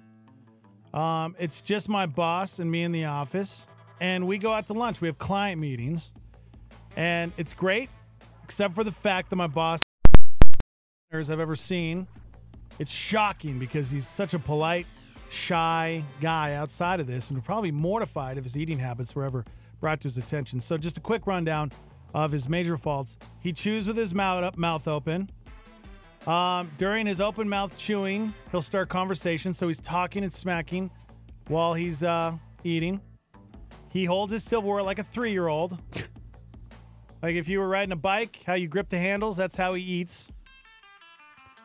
He frequently gets the food stuck in his teeth and doesn't realize it. Everybody gets food stuck in their teeth. And she said, so nitpicky. We meet with these clients, and it's so painful for me to watch. But I'm too chicken to say something, or even if I should, he's my boss. So how do you approach your boss in this situation? Or do you just deal with it? Let it ride, man. I don't know. A lot of people chiming in. And yes, I think a lot of people in the Starmy are realizing for the very first time in their life that they have been holding their utensils completely wrong. And that's okay. That's okay, guys. Dude, Han said that very thing on YouTube. He said, for the people that hold their utensils caveman style, what is their perspective of us who hold it right? Do they not notice everyone else? Good call. Good call. Trey says, just tell him or her, whoever the boss is. Alicia says, honestly, it seems like a personal blow to address something like that. My advice is to trust God with the income. Ultimately, he provides for us, not someone's eating demeanor. The boss's character is what matters. Okay. Because they have good character? Because they said they're really good people? Yeah, well, let's say you were meeting, you were the client, and you had to meet this company. Okay. To see if you were going to be spending your money there at this business. And I'm going to base that just upon the fact that even though we've had great conversations, it's a great business, that's what I'm asking and everything's you. perfect, that this guy smacks, and I'm like, I can't work with this. So yeah, I'm asking you if you sat down for a client lunch and the guy was great and you've had great emails and conversations on the phone, but then all of a sudden you meet him and he just starts smacking and talking with his mouth open while he's eating, and he's got stuff in his teeth. Would that be a deal breaker? Yeah. No, I don't think so. Right? No. I don't think it would be. It's obnoxious, but it's not. I mean, right. I don't think it would make me not want to spend my money there because he had bad manners. Somebody said things that actually matter in this letter: chewing, smacking, and talking with your mouth full. Things that don't matter: holding your fork, quote, wrong. As to the tea thing, that's just life, man. Just let them know about that. So many letters you guys get are easy to solve. Use your words, people. It is true. I feel like that a lot of times when we get emails in, that sometimes it's just like a fear of saying something, or maybe because of the relationship or the etiquette behind it. Like, should you say something? Because I know it sounds easy to say use your words, because I'm that way to a fault, though, where I'm like, let's just talk about it. Yeah. Let's just go for it. I don't know if I necessarily like use your words, because that doesn't really apply. Because people that can come off that way, that could do more harm than good. Because if you don't have the right words, you have to have the right words. Detrimental. It's all how you approach the situation and the words that you use. Somebody said, I'm left-handed, so I automatically hold my spoon differently. I don't think it's bad manners. It's just how I hold it. So what if he holds his fork or spoon like a 3-year-old? What bad habits does this person have? I can understand the chewing with their mouth open, but is she really complaining about how he holds his silverware? SMH. What is that? So much hate. So much hate. So many happies. Somebody said, pick your battles. Which parts are the worst? I get the smacking and open mouth chewing, but does the fork position really matter? Why do people care? Somebody said, okay, here's a plan. Tell the boss's significant other. Maybe it won't come off so bad if someone he loves told him rather than a coworker. Okay, if he has a significant other, maybe that's the way. If you go to your boss's wife and you're like, hey, I don't know if know. you've seen this, but he's got this habit. He'll like eat with his mouth the open. wife knows. Yeah, right. I mean, that's the thing, right? Like, you're going to your boss's wife. I'm going to say that's the worst idea. I'm probably going to say that this man is probably not married. Somebody said just tell the dude, the boss, straight up. Do it in a kind manner. Watch the terminology you use. It should go fine. Personally, I've always found it better in life to be blunt about everything and anything. It's better than beating around the bush. Who knows? He might even be happy. Maybe no one has ever said anything like that to him. Yeah. No, Yep. there's something to say about that, especially, in friendships, relationships. Yeah. We need to speak up. Somebody said from the perspective of a client, if I was him or her, I wouldn't care about how they chew. I would care about the product. See, and that's what I'm saying. I almost feel like maybe it just doesn't matter. Yeah, you think it's gross and you think that he's got the worst manners ever, but at the same time, does it really matter? Is it going to make or break the client signing on or spending their money? On the flip side, this Starmie member has been bothered by it so much they were willing to send us an email to the morning show. Know what I'm saying? Like, so clearly, either they are understating how awful the habits are, Well, they or went it's into been pretty going. good detail. It's going on long enough now that they do believe it's affecting clients or it's affecting relationships.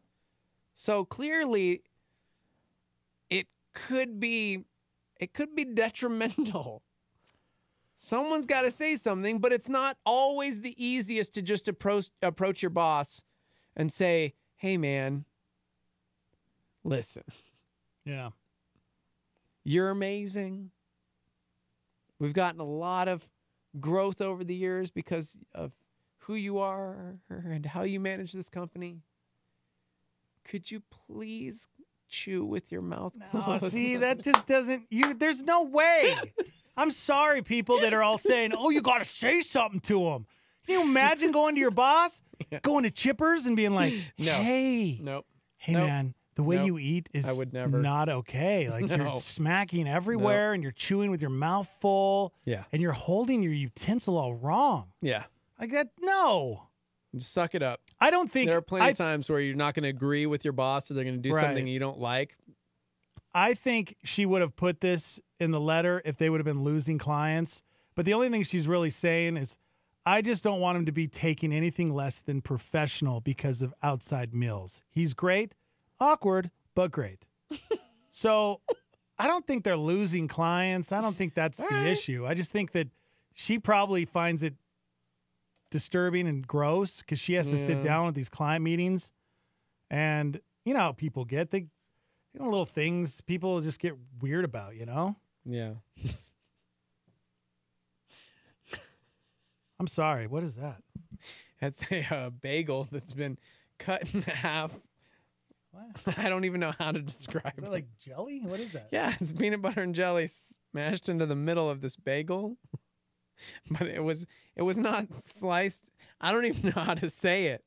It was sliced in half to where it's like two U's Yeah. instead of a top Not and a the bottom. long, it wasn't cut not the like long a bun. way. Yes. It was cut the short They way. sliced in half Oh my gosh. and they put peanut butter and jelly and then they stuck it back together and said, "Is this a sandwich? Please discuss." That's a sandwich. I'd say that's a sandwich. That's not a sandwich. How is that not a sandwich? Because a sandwich is like, it's like sandwich, or like you've got the bread or you got the bun or whatever, and it's like two layers. This isn't That's the two exact same layers. thing what you just said, bro. No, I know, but you this have bread one's- on top and bread on the bottom, Yeah, but- and in between is deliciousness. Yeah, but these are like U's. They're not So like. what? It how are doesn't you matter. You're gonna eat most Wow. of that bagel without anything inside of it. This is such. Oh my gosh, this is a great picture of how people can look at something and judge it. No, it's not a sandwich. Yes. It's just, that's not a sandwich. Why? Because it doesn't look like a normal piece of bread? You know what? Not everybody looks the same, Steve-O. A person's a person, but not everybody looks the same. You know what I'm saying? That is a sandwich, my friend.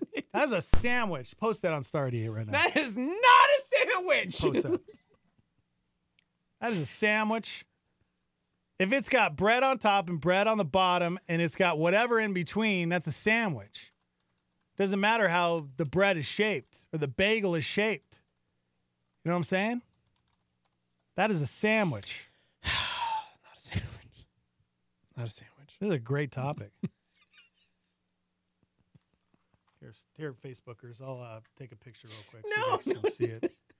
Like you guys need to see what's happening. Somebody said, I'm the person that always says something. When I do, people usually get really mad at me. They don't like it when you call them out. Yeah, see, that's the other thing. It's going to go back to like, this is your boss. And how's your current work relationship? Do you really want to, I don't know. Ugh. How do you do it? How do you do it? The light. Whoa. Whoa, look at that, bro.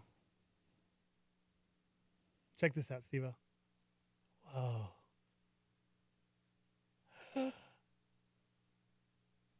Whoa, that's crazy.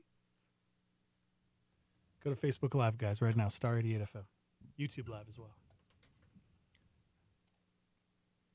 Are we talking about the sandwich or are we talking about the letter? What are we talking about? I mean, I thought we were got two talking topics about going on. That's no, fine. No, the sandwich is not a conversation. 505-338-3700 if you'd like to call in. Somebody said this comes back to the conversation about hygiene we had earlier. Do you bring it up to someone that they stink? How do you handle that? Yeah, but here's the thing. It all depends, right? Because if it's a friend, that should be an easy thing. If it's a friend or a family member, if it's your boss, that's different. That's a different dynamic, right? Okay, but if your boss is the one with poor hygiene habits, like, say, we were talking earlier, brushing your teeth, deodorant, stuff like that, do you say something? No. I'm introverted. I don't know. I would never do it. You can't blame that on everything. Yeah, I can. It's how I am. It's how God made me. It's how God made me, bro.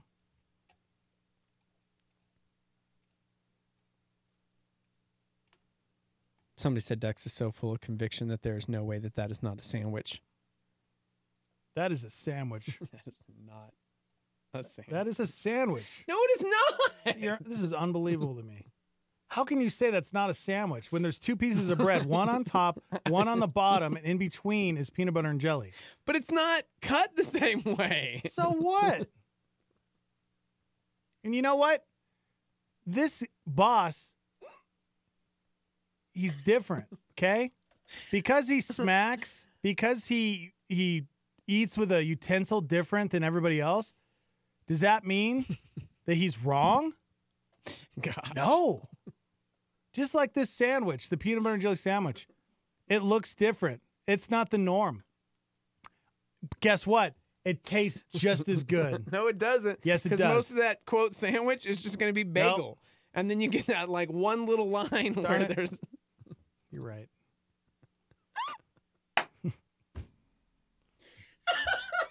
I mean, there'd be a couple bites in there that taste the same, but the rest of it would just be bagel. You're right. But a lot of people don't like a lot of peanut butter and jelly, so that's perfect for those types of people, right?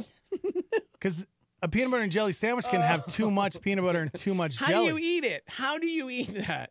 That's a great question. That's a good question. Somebody said, all right, next question. Is a hippopotamus really a hippopotamus, or is it just a really cool hippopotamus? Discuss. Stupid.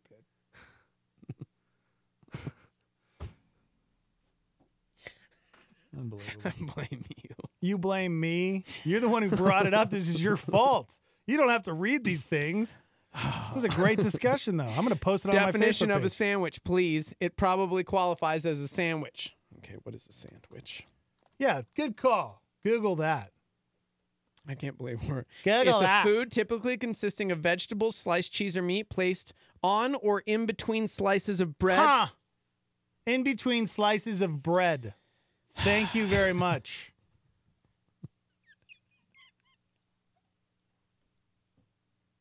Why are you laughing, bro? It's not a sandwich. That is a sandwich. That's not a sandwich. It's a sandwich. I'm going to be posting this up on my Instagram and Facebook page here shortly so you guys can decide for yourselves. This will be an ongoing discussion all week. This is not a sandwich. Like, you guys have to see the way that this bagel is cut in half. It's not a sandwich. It's a sandwich. It's a sandwich. Somebody said a sandwich is a sandwich out of convenience. That is anything but convenient. Thank you. Somebody else said I would call that a sandwich. Yeah.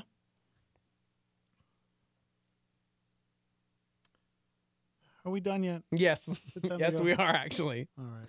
Don't forget, 3 o'clock today, you get to come back. Oh, that's right. Mm-hmm. Quality Tam, guys, kicks off today. It's her first show.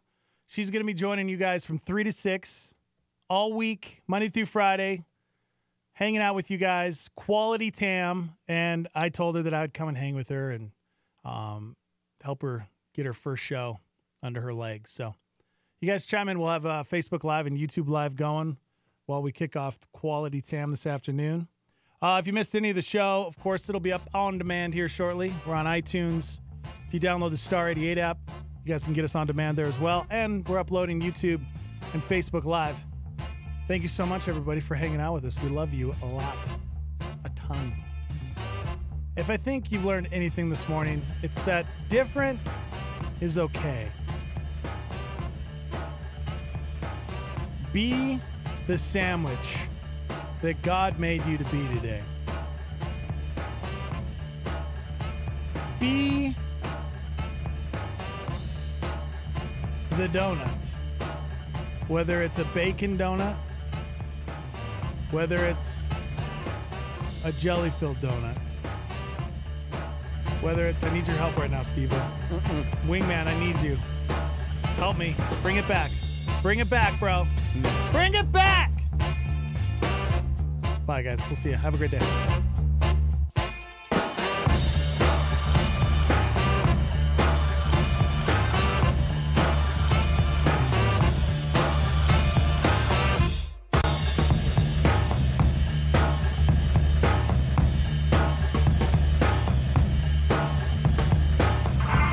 That's all we got. There ain't no more. That's right. Time is tight. It's the end of the show. Paradise Village, a power partner for Star 88. From pre-wiring a new home, home theaters, to systems ran with smartphones. Integrated systems and security camera installations. Located at 4205 San Mateo Boulevard.